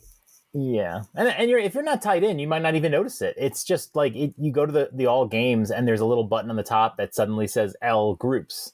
So I think a lot of people who own Switches might not even notice this exists. Correct. Did they do a tutorial screen? Maybe they did do a tutorial screen when you booted the it update. Up? Yeah, I think they did a little screen. You sure? Or maybe when you hit L for groups, it explains it. Maybe. Yeah, maybe. I don't remember. Unless it was the news or something. There was a screenshot on Twitter. I saw that. Yeah, I feel like they might have done it, but either way. Listen, I'm happy for those people that enjoy this. I like how they did it by hashtagging it and pretty much assigning like an ID to it versus like moving it into a group. So you could have one game in multiple groups. I like that concept, but again, it's not for me. I don't really care. I'm happy they kind of did what the people want, but I'm also glad they didn't change the UI, and I understand why they didn't change the UI. And maybe you just haven't found your use for it. Maybe one day it'll just hit you and you'll go, you know what? I want to make a group for all the games I haven't beat yet. And then maybe you're like, you know what? I like this feature. I still never downloaded all the games when I got the OLED because I knew I'd never play them. Oh, what do you mean, like games that look good on an OLED? No, like my older games that I've played over the years. Oh. I didn't download every game when I bought my OLED. I downloaded like 8 games that I knew I would maybe play again. Didn't you get the new SD card too? I did. What's the storage on it? I forget. Was it 256 or 500? 250 maybe. What's the yellow star one? Oh gosh, I don't remember. I think I think the Animal Crossing is the big one. I don't know what that one is. Are we really looking this one up? I am looking it up. Why don't you do them all? Yeah, I mean, what do I need them for? Just I'm never playing that game again. You're kind of a weirder gamer because when you finish a game, you never go back. Never. And like, I mean, God, there was a moment today where I was like, I should start a new Elden Ring save file now that I've beaten it. I am nervous though. There's a lot of games coming out this year that are like the Battle Pass type system that I want to play. We got that Disney Mario Kart game coming out, right? Yeah. Disney Kart. Yep. And then there's the Star Wars Hunters, which we don't know a ton about yet. So those two, I'm probably going to get locked into those. So you can make a little group for your, They'll probably still be on my homepage. Yeah. Yeah, and I get why they didn't put the groups on the home screen. I get that because then you have to do a whole home screen organizer, and that's a bigger chunk of work. I think they made this as simple as possible with as few options as possible, so they didn't have to like completely destroy the dashboard and rebuild it. Exactly. So I get it. It has some use. I don't think we'll ever be able to reconfigure the dashboard or anything. But I mean, we've seen, between groups and I mean, they did the Bluetooth audio. I don't know if that really counts, but then they did the icons. And so, maybe they do have a little bit of effort. Maybe there's like a team of people doing it. I don't know. But I hope we get the 3DS dashboard stuff on the next console. That's all I'm saying. Cool. And then another little bit of news. Dragalia Lost is shutting down in quote unquote the near future after their final campaign content arrives. I haven't played this one for more than like a half hour, but the final content comes out July 22nd. Apparently it is the end of chapter 26, which is amazing. I feel like this game came out yesterday. They haven't given a date of when it's going to end, but I'm going to guess that they're not going to end at July 23rd right after they deliver the final content. They want to give people time to play it. So I'm going to imagine it will probably run at this point to the end of the year. That's going to be my guess. If it was going to be a year and a half, I think they wouldn't have announced it before the end of the content. I think they're prepping people. At the end of the year is safe. And I also think, just like with the other announcements about the shops closing and everything, they're kind of letting people know because they want people to, who've been thinking about this game, now's the time to check it out. They're kind of talking about it's going to end. We're not giving you a time. Why don't you come in here and check it out? Because if they don't announce this, people will just go about their day continuing to not play Dragalia Lost. And I will admit, I'm tempted to start a character and play through this game because I played through the beginning of it when it came out, and it's kind of fun. It's mobile, but it's got a pretty neat interface. And now that I know it might go away, I might give it a shot. Yeah, you gonna play it? You've never played this? I played a lot of it. Believe it or not. You did? I played several hours. I've put money into this game. Really? I mean, I did not know this. I'm not talking hundreds of dollars. I probably maybe put $20, $25 into it. That's a lot. It is a lot. I mean, I was playing a lot of it. I don't remember which chapter I've been to, but I thought it was a fun game. I thought it was interesting. It was different. It was unique. I'm a sucker for mobile games. Like I said in the past, I like playing them sometimes with a morning cup of coffee or something. I'm just sitting in my chair or at work if whatever. But it's Do you see yourself downloading it and playing it? No, I don't think so. I don't need to get back and sucked into another game. But, it's interesting to see that what what Nintendo is doing here with this. It's kind of nice. Hey, they recognize it's coming to an end. Like you said, they're shutting down all these other shops. They're shutting down games that aren't making money anymore. I think it's interesting that they're cleaning up shop. They are. Why leave all these IPs out there that aren't being used? As it saturated the market?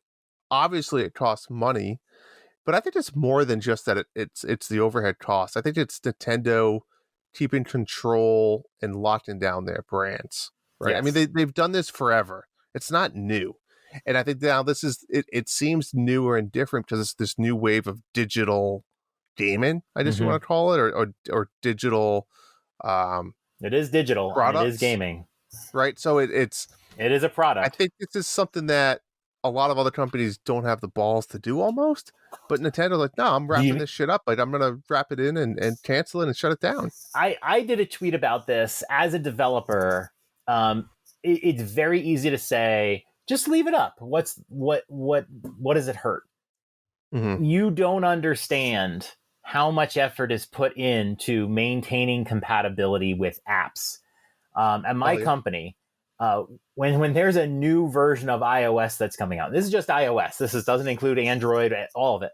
When there's a new version of iOS coming out, we have testers, accessibility engineers, developers downloading the betas of these things and testing the whole app to make sure that nothing broke in the transition. Sometimes little things break, sometimes nothing breaks, sometimes the whole thing breaks. You have to test these all out. And then they'll go through 5 or 6 betas before official release. So you have to test every single one, because if you don't and you wait to the end, there might be some major changes that you have to make and you have no time. So that's a big one. It does take effort. And if they just leave Dragalia Lost, for example, up, right? Leave it up. The game is totally dependent on the backend servers. It downloads lots of data. It's very driven by back-end servers. They have to pay for the servers. And if they just wait until the thing breaks, let's say, iOS 17 comes out. Yep. And the game doesn't work. They just go, oh, sorry, we're just not going to spend any money on it, and it's done. So they want to be able to plan its end date so people can plan their playtime.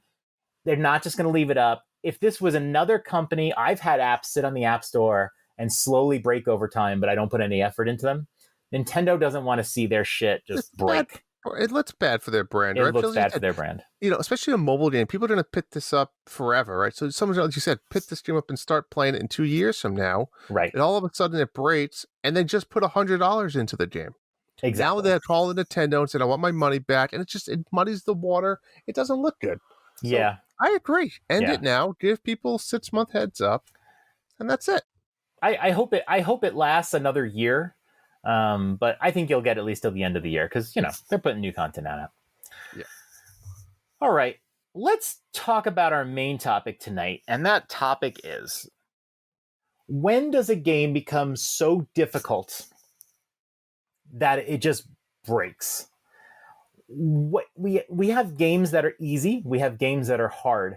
How much can you push the pedal on difficulty before everything falls off a cliff? And part of this conversation, I thought about it this week because in a game like Elden Ring, I really enjoyed this game in my early time playing it. I told you, the first 5 or 10 hours, just magical. It's like, wow. I was like always thinking about this game in my head. Oh, where will I go next? When I get to play tonight, I'm going to try to head northwest on the map and that sort of thing. And beyond 5 and 10 hours, even like the first 20, 25 hours of the game. The last bit of this game, and not even just a bit, I mean, the last 15, 20 hours of this game, I've been locked into guides. I've quit the game multiple times. The boss battles have taken hours. It's so unfair. It's so unrelenting. It didn't feel fun anymore. Mm-hmm. And it's like, when did it fall off the cliff? And I was trying to think about games and where does a game get so difficult that it just isn't fun anymore? And then where does a game get challenging and that makes it super fun? Yeah, you're right. And so what I find is, and like I've told you about this, is I think there's 2 types of difficulties. There's platforming, can't beat this boss difficult, right? Like it's the game, the sequencing of button pushing is difficult to do. Mm-hmm. Right. I think there's the other concept of difficult of, I don't know where to go. I don't know how to solve this puzzle. Right. It's not that you're dying. It's that you don't know what to do next. Right. So when you mention it like that point of view, right, the first one, no guide is really going to help you. Right. You need to have raw video game skill. Mm-hmm. to compete it, right? My 5 and 8-year-old aren't going to be able to beat that. It's too difficult for them. But then there's a second part, and a game doesn't have to have number 1 to have number 2, right? Majora's Mask. It's not a difficult game to play or beat, but you might not know where to go or what to do. So you might need a guide. I find with games that once you get number 2 involved in a video game and you have a guide, especially nowadays, you look it up on your phone and now it's saved on your web browser in your phone as a tab. Right. It's so easy to reopen that tab on my phone, say, I'm stuck. What do I do? But you realize I only spent 20 seconds trying to figure it out because I knew I could just look on my phone. So I feel like there's that threshold in gaming. Once you start looking it up, it's you realize how easy it is to watch a YouTube video or have the walkthrough step by step on what to do. So it's, for me, it's getting to a point where, like, don't even look up the guide until you know in your mind that you're going to be looking it up again probably before you beat that game. And do you want to do that? Right. When I was playing Elden Ring and I was in this group chat with Sean and Nick and Hambone Johnny and Joe, I was a little tentative about being in the group chat because I felt like I'm going to hear spoilers. Plus, like, you know, 3 of them were way ahead of me by the time I started. And I was a little nervous about it. And, you know, we had spoiler tags and everything, but I was like, you know me, like when I play games, I really don't want to look things up. Like you just said, once you start looking things up, you'll start doing it. And you can see this chat where I was like asking for a hint or something, but it's like, I don't want to go looking up in a guide or something. I just want to explore and play. And there's like a moment where I just looked something up. And then from then on, it was just guide. Once I did the guide, the next time I hit something that I was confused on, I already knew it was going to have some really weird solution. And I just didn't want to spend any time on it. If I was able to solve my problems just naturally every time, no matter how challenging, if I knew I was going to solve it, I would just keep playing it. But I knew there were things, there was like no way I would have ever figured that out. So I'm just going to look up a guide. Like you said, after 30 seconds, or once you run into the problem one time, you're like, I'm just going to immediately look it up. So this reminded me of moon logic. And if you're not familiar with moon logic, it's a term, I don't know when the term occurred, but I recognize it from like Sierra games. Pushing Up Roses talks about moon logic a lot. And in the, text parser games, the point and click games like King's Quest, there's like this concept of moon logic where the solution to your problem is so random and silly, you would never even think about it. And more famously, you get these unwinnable conditions. And I wanted to share a couple just real quick because I think it's hilarious. So in King's Quest IV, The Perils of Roselia, there are situations where you can get into an unwinnable state where you will never be able to beat the game, and yet you do not know it. Oh. And you'll get into this state over the weirdest things. I know 5 is really hilarious, but in this one, I have to read this one. In King's Quest IV, the game has several unwinnable states. One is especially insidious. If you leave the island with the pelican without getting an item that isn't visible or even hinted at, you will put the game in an unwinnable state because you can never return to the island. Oh. Other examples include failing to return the diamonds to their rightful owner, using the arrows unnecessarily, or getting to nightfall without a key item or digging in the wrong spot. So when you talk about like a game just being frustrating or whatever, that just reminds me, like, imagine having a situation where you'll never resolve your problem because you just can't. And you might not even be able to go backwards and do it. I mean, that's what those games are kind of known for. I don't think you see that as much today, but I agree. I mean, that's definitely not. Crazy. Yeah. People wouldn't support, and they'd go online and they'd bitch, and Right. And going back to the Elden Ring thing, in the original Dark Souls, they've always been very difficult games, but it never felt unfair because even though the bosses were big characters, I remember there's a big dog with a sword, they weren't so overwhelming that it got frustrating. They were just hard. And it is really hard to make a game that hits that sweet spot we talked about, that it is challenging, but at the same time, you instill in the player that you're going to get over it. One of the bosses in Elden Ring, the first one, is a character named Margit. And Margit was very hard, and I think that was around the time like Nick was trying to beat Margit, I was trying to beat Margit, Hambone Johnny was trying to beat Margit. And as tough as Margit was, it was still like, it felt kind of like a fair fight. He had an overwhelming sword and all that, but it was like, I can do this. And every time you played, you were like, I can do this. And then you would die. And then you go, but no, I can do this. I can do better. I think when he does that big overhead swing, I think if I get close to him, I can hit him. That was fine.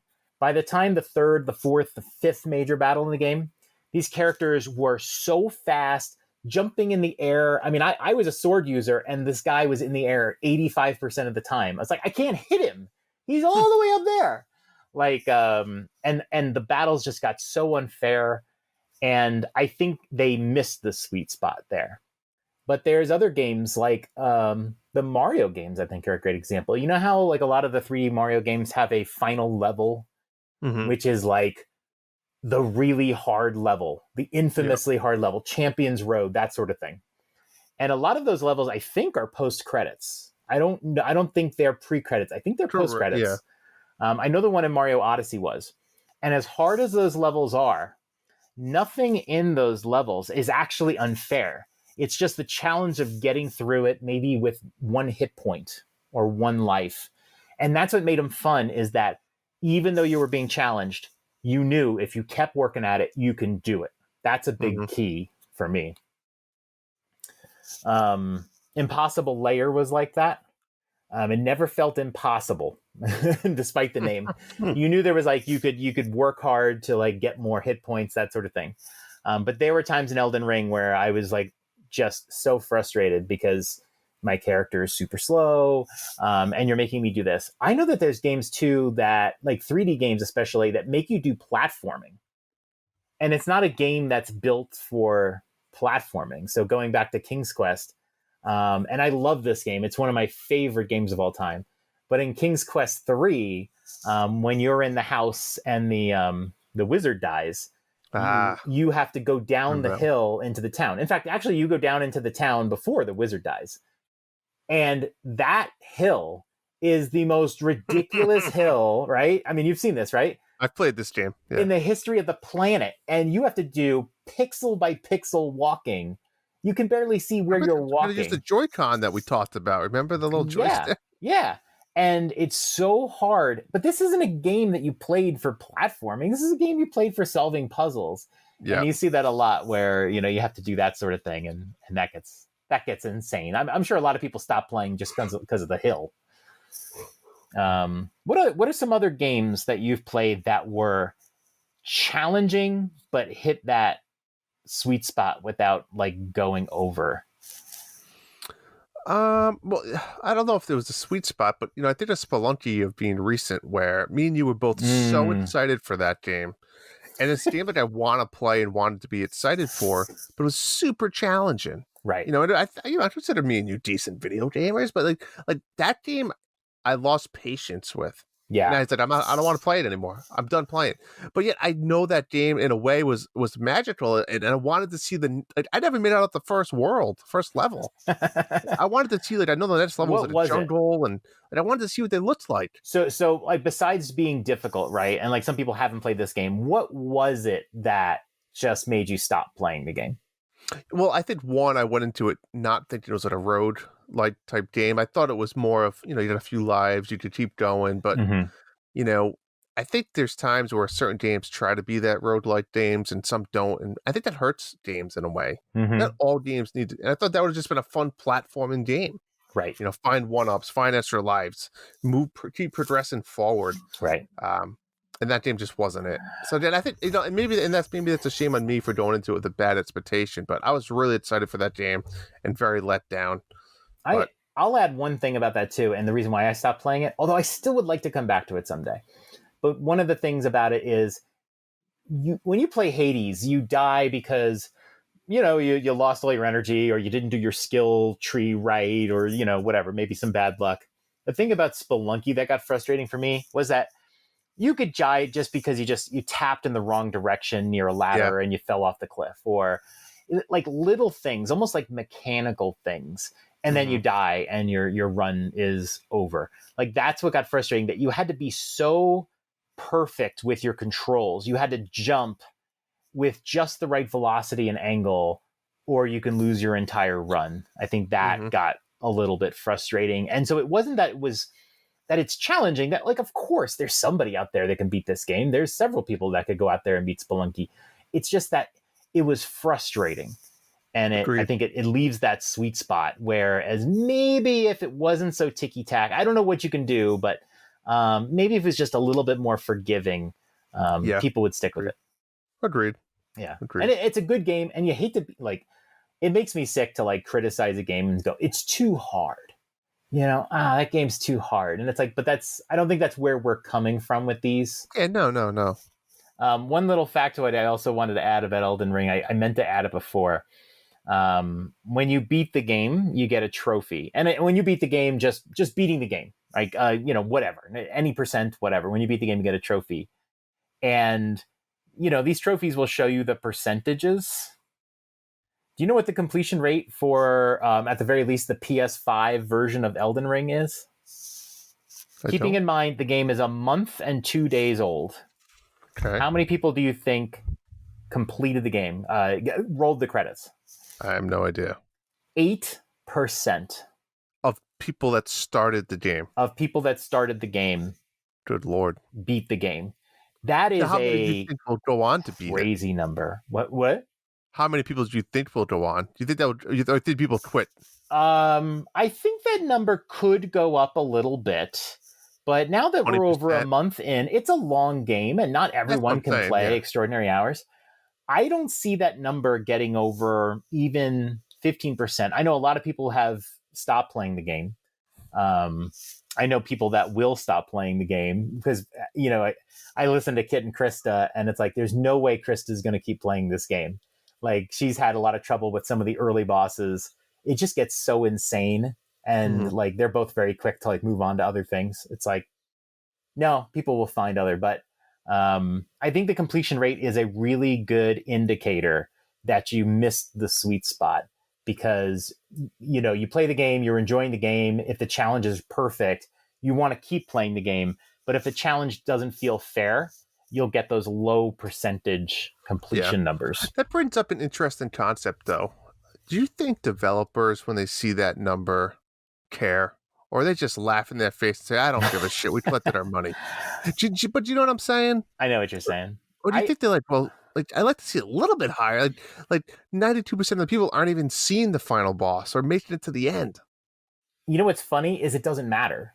It doesn't. The final boss is so nondescript. There's no hype for the final boss.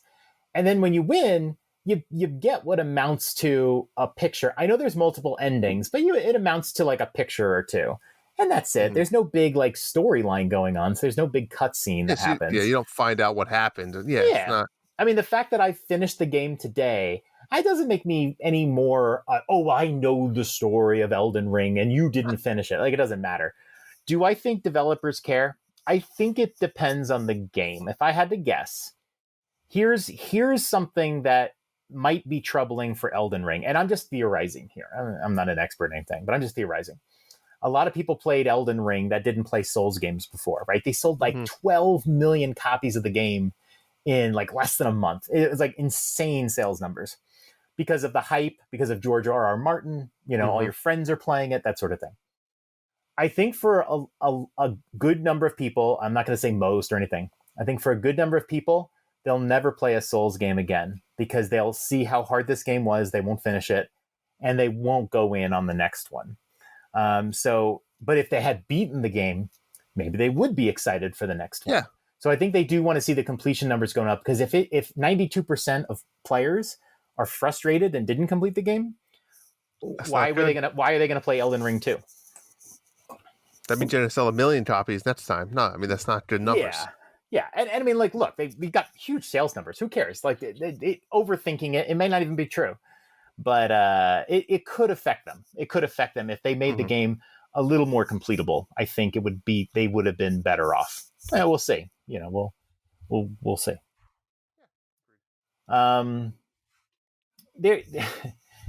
There's a lot of games that sort of missed the mark. I wanted to bring one other one up because I know you and I have played this a ton.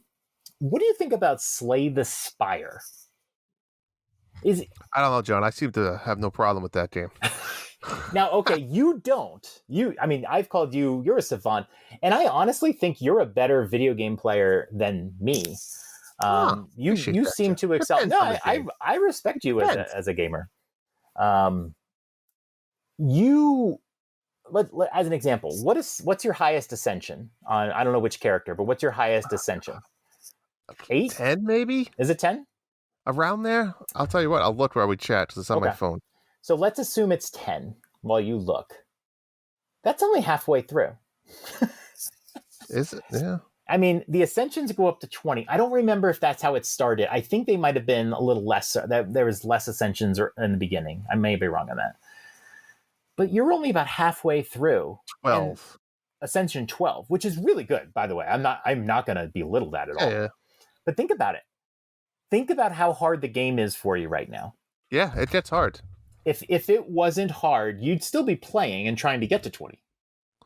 But I haven't really heard you play Slay the Spire a lot lately. I've not played in a while. Is 20, maybe I will now. Is 20 ridiculous? I mean, and if you're not familiar with Slay the Spire, every ascension level, once you beat the game, you can do ascension levels. You start at ascension 1, and when you beat it, you go to 2. And they make the game a little bit harder every single ascension level. They remove or add something, right? So it might be the bosses are all 10% more health. Like that's one ascension. Exactly. But then when you go on to ascension 2, that 10% buff stays. So every ascension buff stays. Yeah, they add one more to the heap. Yes. It's like, you start with 10% less health. Right. Like it gets tough. I agree. Now, here's the thing. Plenty of people beat it on Ascension 20. If you go on YouTube, you'll find Ascension 20 runs all the time. Mm-hmm. Right? Are they cheating? I don't know. There's definitely people that can beat the game without cheating. So there's people that can play it. But what percentage of Slay the Spire players can beat Ascension 20 who are trying to get through the whole thing? It's probably very small. But we've both already put over 100 hours, and I don't think many people are putting 100 hours into Slay the Spire. And I've never gotten past Ascension 5 with any character. But does it hurt Slay the Spire? I don't think so, because even though I can only get to Ascension 5, I've beaten the game on 5 different levels. So I feel different satisfied. Characters. Yeah, and different characters. And different characters. I feel satisfied. I don't look at Slay the Spire and go, that's frustrating because I could never beat the game. No, I just didn't beat it on Ascension 20. And is there some playable, like there's the heart that you have to kill? Yeah, but like I walk away unsatisfied. If I had quit Elden Ring a couple days ago without beating the game, I would have been very unsatisfied. You know what I mean? Mm-hmm. That could leave a negative taste in your mouth. And you talked earlier about Kirby. I mean, look at Kirby. It's an easy enough game that, one of your kids could do it, no problem. But they give you those little extra difficulty things as like an extra challenge for yourself. Mm-hmm. So I think that helps it hit the sweet spot of difficulty where you can almost define it for yourself. Where maybe some of these other games missed the mark. And it's always personal. There's people that can beat Ganon in Breath of the Wild with no clothes on. So, but if you try to use that as an example of, it's not too hard. Look, this guy can beat the game in 15 minutes. They just have to get off the plateau and they just go right to Ganon and they beat him with a branch, Yeah. Sure. But 6 people who can do that does not mean the game can be beaten in, under an hour. It's just not what it is. And there are some expert players in Elden Ring. Good for you. But for the most part, like the peloton, if you will, of game players are just like you and me, mortal people, sometimes overwhelmed. And, if you miss that sweet spot, you either have the game that's way too easy or impossible. And that's it. Mm-hmm. I'd love to hear from like our listeners, like what games missed the difficulty sweet spot for you that were just so ridiculously difficult, it ruined the game for you. Maybe you quit the game 5 hours in or 30 hours in, and it just ruined it completely for you. And why? Why did it miss that sweet spot? What was happening with that game that made it difficult? That you didn't know how to play? I know with Tunic, we're seeing a lot of that where it's like people don't really know what to do and they're getting frustrated and they're quitting early before they learn what to do and have a more satisfying experience. But let us know. All right. I think we're good with that. Yeah. We good? Are we satisfied? All right. I'm satisfied. Why don't you run us through some questions and let's we get a bunch asking. of questions. First, we have 2 actually from Sean Abbott. Sean Abbott. You spelled his name differently in each one. Typo. He asks, the world runs on video game logic. What would be the first thing you would do? This was a fantastic question, by the way. It is a good question. What would you do, John? So I've played a lot of Witcher 3, and what I learned is I would go find a lady who's got a series of little side quests for me. Maybe go drop this letter in the mailbox. Maybe if you can get the neighbor's dog to stop barking so much. And if I do enough side quests for this lady, we are gonna bang in the forest in a magical dinner. It sounds in a hot tub, maybe. Yeah. I mean, that's fantastic. I mean, it'll be amazing. We'll have sex on a unicorn. I just have to do a few side quests for them. But it's gonna happen. You know, that's a great. It's like when you go to the brothel in The Witcher, and you just go from room to room to room to room. It's like this guy has stamina. You know, like you respect that. But you know, I don't have any good ones because I'll tell you what, there's been so many good ones in the Discord. I want to mention a couple.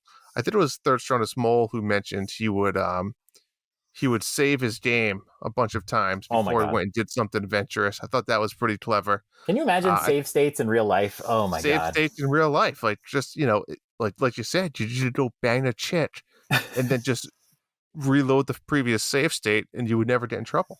Right. Yeah, exactly. Or like, I got COVID. Let me go back to a save state and not go to Target that day. It's exactly, you know, it's so sports. Good. It could be anything, you know, golf, baseball, any sport. You just rewind time, you know?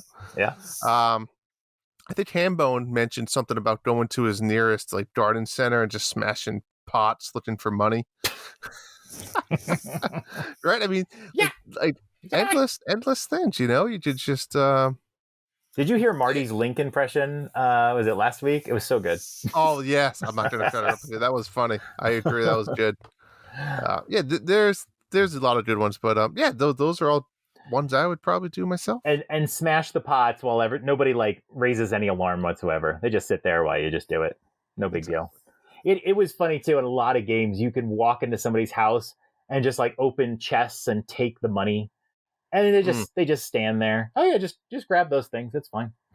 Yeah, it's funny. There was I think it was Ocean Heart, where if you tried to sleep in another person's bed, it was like, hey, this isn't your bed. You can't sleep here. like imagine if you were tired, you just walked into the closest house and just sleep in someone's bed to rest. Like, why not? Try it out. Well, a little tune plays, and then there's a little cutscene, and then you're back. You're done. It's easy. I would fast travel places too. I think that'd be a good one. I mean, you're going to have to if you're going to be coaching and, you know, playing golf and all that. That would really benefit you. Yeah. Great question, Sean. Another one Sean asked is, you and I are going on a road trip, John. What music are we going to listen to? Oh God. Should we merge? I don't want to merge this. I've done a lot of road trips. I think I live in Colorado, USA, and road tripping is fun because the highways are open and there's really great scenery. You know, going through like Colorado, like Western Colorado, Utah, just beautiful scenery as you're driving. I didn't drive much on the East Coast because it's all highways and it's always rush hour everywhere. It's not. But when I do road trips, I have always gone with hard rock music in the mornings because I need to wake up. Right, I'm still sleepy. I'm leaving the hotel, or we're leaving the house at 5 a.m. Marilyn Manson has always been a go-to. Wow. Slipknot, Rage Against the Machine. Eminem action in there. Not Eminem, but like I'm a new metal kid. Okay. I love my new metal. Korn. That's always like the first album I would play when my wife and I used to do road trips and we had just like CDs. You know, we would have a bunch of CDs in a like a binder. And you'd go through and you're like, I'd always put in something hard, nothing soft. Whereas like my wife would play like Billy Joel in the morning. And it's like, no. Afternoon, you can chill down a little bit. I am a huge fan of the Lilith Rockers. Tori Amos, PJ Harvey, Liz Phair, Fiona Apple, like all of them. Always been a big fan. A little edgy. I like the lyrics. I like the edginess, but you know, a little more chill. Nighttime, you got to have a little more chill music. I'm not putting in the new metal at night. I don't know what I would listen to. It just depends. Maybe some video game music or something. Maybe some like EDM or whatever, but just something a little chill, maybe less lyrics, that sort of thing. You don't want to fall asleep. No, you don't. But yeah, maybe you don't want to fill your head with, you know, System of a Down or something like that. What about you? I don't know. I have a variety of music that I listen to, and again, I'm not going on. I guess all my road trips are really, traveling for hockey and stuff like that. Where nowadays it's all podcasts, right? You do podcasts, yeah. I do a lot of podcasts, but I guess when I'm at work and stuff, sometimes I'll shut the door and I want to get some stuff done. I like to mix bag of stuff. I'll put on. I'm a big fan of like Kate. I love Kate. I like Real Big Fish. Kind of that type of. I don't know. I like everything. I listen like to bands with one word. Is like cake, fish. You like foods. Food Soja. bands. You ever hear Soja? Soja's like a reggae, but not reggae type band. Big fan of them. They actually did our wedding song, believe it or not. Huh. I like all sorts of stuff, I guess you could say. I'm not really into a lot of them. I live in the past. I'll still listen to like the 80s, 90s, and like 2000 playlists on your Apple Music. Right. My wife and I both love K-pop now. Like we can both listen to it. We agree on it. So I love Blackpink, ITZY. Like K-pop is. I mean, we'd probably play a little K-pop maybe in the evening. K-pop. But sometimes it's hard to find music that you and your spouse both enjoy. I think. Yeah, I agree. Yeah, it's funny if me and the spouse are just us in the car, we're going somewhere. We always fall back to like the '90s R&B mix or something. Get a little rock, a little rap. Make love to you like that. Nah, not quite. Okay. Nice. Did Sean say anything, or we haven't heard from him yet? I want to know what Sean Abbott listens to. I don't know. We'll have to ask him. Him being from the UK, I'm going to assume it's like Oasis, Rolling Stones, what? The Beatles. The Beatles. That's stereotype. I do love Oasis though. I love who doesn't? Oasis. I know. Classic. Yeah. All right, we're gonna sing Wonderwall for 4 minutes here. Let's Wonderwall. Okay. Followed by closing time. Next question by Bob Cousy. When's the hardest you've ever been hit in the nuts? I mean, I don't have a story for this one. I hope you have a good story. I don't. I'm sorry. I don't have a story, but I'll bring up a topic. I've never really understood a solid cup. I wear a nice cup when I referee hockey, but I feel like your junk just doesn't really fit well in a cup. Right? You think about the shape of a cup. It points down. It gets skin as it goes down, but I feel like my balls kind of get smushed. Oh. Did you ever have like your ball hanging outside of a cup, and then it's just like it's not? I've never worn a cup. Wow, you're a baseball player. Don't baseball players wear cups? I wish I was a baseball player. No, I'm not a baseball player. Oh, you just always liked it. Okay. I like. Yeah, I mean, I always wore them. I wore them when I played baseball, hockey. I guess that's it. But yeah, you wear it as a ref though too, right? I do. Okay. I do. I don't really have a good. There was a cheap shot in hockey. You always get your stick, and you just shove it up someone's crotch. Try to do it behind the play when the refs aren't looking. Does it go beyond the cup? Does it like avoid the cup? Cup's useless for that point. Okay. The only way the cup helps if it's a direct hit. Right. Do women wear cups? They wear some other type of. It's like it's not a cup. It's like just a plate. I don't. It's like a pad, but plastic. Right. Yeah. I mean, it probably doesn't have to be as involved, but like. Still don't want to get hit there. You don't want to get hit. It's a small space that you can get hit, but we should ask. Great question. I wish I had a better answer. I'm sorry. Sorry, Coos. I certainly remember the pain of being hit in the nuts. Oh yeah. I can't recall like what would be the hardest. I can't even recall when I got hit, but yeah, there's definitely been times with kids where I get hit, and they're like, as a dad. Yes. You want to let your kids know where you've been hit, or you just kind of accept the pain, but you don't really want to discuss what happened. The wind knocked out of you, just like I've definitely had my kids looking at me, wondering what's hurting so much, and I didn't tell them. Looks like we have a question for you, John. Here, what is this? From Little Matt 69. I don't know who wrote this, but sounds conspicuous. They asked, could you please say the following story in your best Drew/Boston Italian accent? Now, I just saw this, but I sort of like scanned it, Mm. and there's no like mayhem in here. No. So this is going to be tricky. I am ready to give it a try. It's hard to do a Boston accent for me because I have a natural New York accent that I suppress. True. But for like 19 years, I had a very thick New York accent, and it's gone away, but it's there. And so when I do the Boston accent, sometimes the New York comes out. So it gets tricky for me. I'm excited. I can't, but like when I think of a Boston accent, I think about like talking quick, and it's like it's hitting those A's. That's like the big Boston, but I'll give this a try. All right. And I don't even know what some of these words are. Like I don't even know if this is like typos or not, but I'm just going to read what you wrote. I didn't write this. Little Matt 69 wrote this. I mean, Little Mac 69. All right. This is going to be so bad. So I was going to take the pack to work day, but there are too many fucking massholes out there. They don't call themselves massholes. There are too many fucking massholes out there. So I ended up taking the tea, and that was a wicked mistake. Spilled my fucking drink, my fucking dunk all over me. Never mind, there was nowhere to park the fucking car. Work was fine, and on the way home, I had to stop at the Pocky to grab some more beer. Then decided to pick up some chowder and clam cakes down by the Chaz. Looks like I'll be staying home this weekend if the weather calls for wicked nor'easter. At least the Bruins are on. They're going to kick the fucking Habs ass.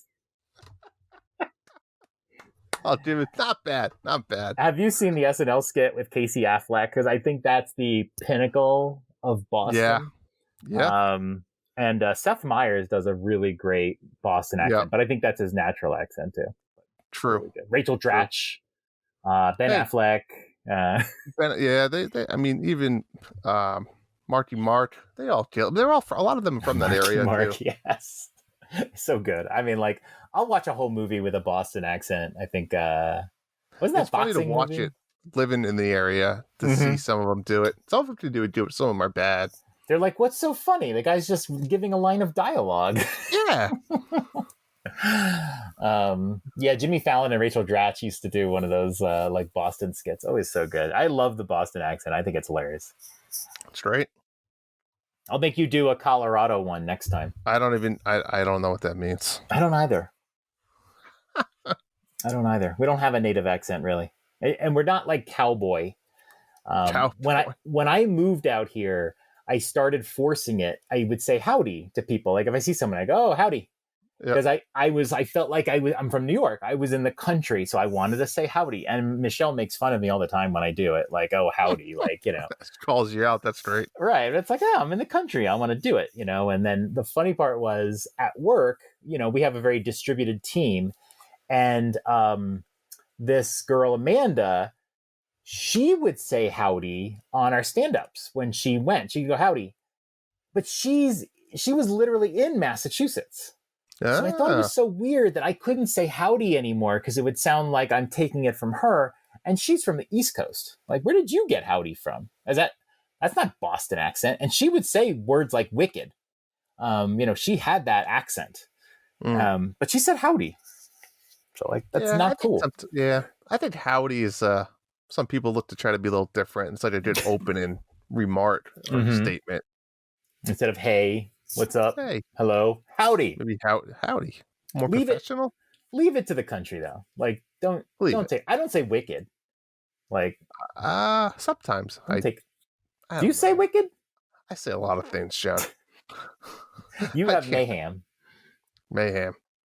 Monthly. Your accent does come out a lot. It comes out when I'm more naturally not trying to say, like, you know what I mean? If it's just off the cuff, right? I guess you could say. You're not trying to speak more clearly for your partner. Correct. Is that it? Is that a show? I think that's our show. That's it. What do we have coming up next few weeks? We're getting some decent games these next couple weeks. I think the big one for you, I know for sure, Lego Star Wars: The Skywalker Saga. Ooh, I'll be getting this digitally, probably. Mm-hmm. Utilizing my 256 gigabyte hard SD card there. This one comes out April 5th. I think it's been delayed a couple times now. Yeah. But it should be pretty polished considering that it's been delayed a couple times. I won't speak too soon. We all know Lego games are polished. Yeah, Lego games, for sure. My son gets so mad when he plays. It's not working. I was like, I know. This game sucks. Lego games and Minecraft games are notoriously buggy. Also, April 5th, MLB The Show 22 comes out on Switch. You picking it up? No. It's free on Game Pass, and I actually did play the 21 version with the Mets and everything. I like the more arcadey baseball games, and I really don't play many sports games, so it looks nice, but they bore me. I'd rather do something else. And then April 7th, Chrono Cross, the Radical Dreamers Edition. Finally going to be able to play Chrono Cross on a modern system, and it's going to be the Nintendo Switch. Are you playing this one? I'm not. No. It actually looks old too. Like the cutscenes have like a really bad frame rate and stuff like that. It's like no. It definitely looks like a PS1 game still, despite the remaster. I'm just reminded of a quick question. I want to ask this before we sign off. Okay. They announced the Witcher 4 is going to be coming. Oh, that's right. Yeah, and I was thinking about it. So the company that makes Witcher 4 obviously also made Cyberpunk 2077, and Cyberpunk 2077 took a year and a half to be good, right? Mm-hmm. A year and a half? Has it been? Oh my God, has it been a year? Yeah, it really has been a year and a half. Hey, the Switch this year, right? Remember? Right. So it took over a year, let's say, to be good, right? And now if you play it now, it's a smooth experience. You don't have all the crazy bugs, and they actually changed a lot of the game. I mean, they literally changed skill trees and all sorts of things in the game. Okay. But they obviously had a very bad experience putting out. Considering Cyberpunk and considering the state of open world games that usually have bugs, unwinnable quests, all sorts of little things that happen that can make it that you are playing the game and you're kind of waiting for patches. I know that happened to me with Horizon. There was a couple things I knew I was waiting for patches on. Would you see yourself, let's just say, for example, it comes out launch day, launches on Switch, all that sort of thing. Do you see yourself wanting to play The Witcher 4 on launch day? Or do you see yourself as going, you know what, I'm going to wait a few months because this game is going to need some patches probably? I'll probably play. Right away? I mean, unless there's another game I'm in the middle of, but I'm not one to wait because of a patch or something. Sure. Okay. And do you think specifically that The Witcher 4 will probably come out fairly polished because they're not going to do that shit again? Like they learned a lesson. Learned their lesson. Yeah. Okay. We can only hope there's more boobies, more redheads, more jiggle. I've heard rumors that they think Ciri might be a lead character. I think maybe a lot of it she is the lead character. It could be. I don't know if we need to see Geralt again. I don't think we will. I don't know if it'll be Ciri, but I mean, I'll be honest. I don't know anything about the other games. Yeah, I know Triss is into. I think Yennefer sort of made her first appearances in 3, but she's mentioned in previous games. I try to want to dig into that lore. I know there's books and stuff as well. Mm-hmm. Well, they're not really accessible, right? Because Witcher 2 is on older. Well, the games, but there's actual books that you can, prequels and stuff like that. All right. Yeah, that's it. Cool. All right. That was a good show. That was it. That was fun. That's all we got. Fun. Give us a good Boston sign out. Come on. Shout Good night, you shitheads. The Dads After Dark show is part of the Nintendo Dads family of podcasts. You can subscribe to us anywhere podcasts are available, including iTunes, Castbox, Spotify, and Stitcher. Also, don't forget to leave us a 5-star review. Pretty please. Be sure to join us on the Nintendo Dads Discord in our Dads After Dark channels for some naughty After Dark talk. Follow us on Twitter at @NDadsAfterDark or email us at dadsafterdarkshow@gmail.com. And a big thank you to Family Jewels for our show's music. You rock. That's all for tonight. Good night, Dads. Sweet dreams.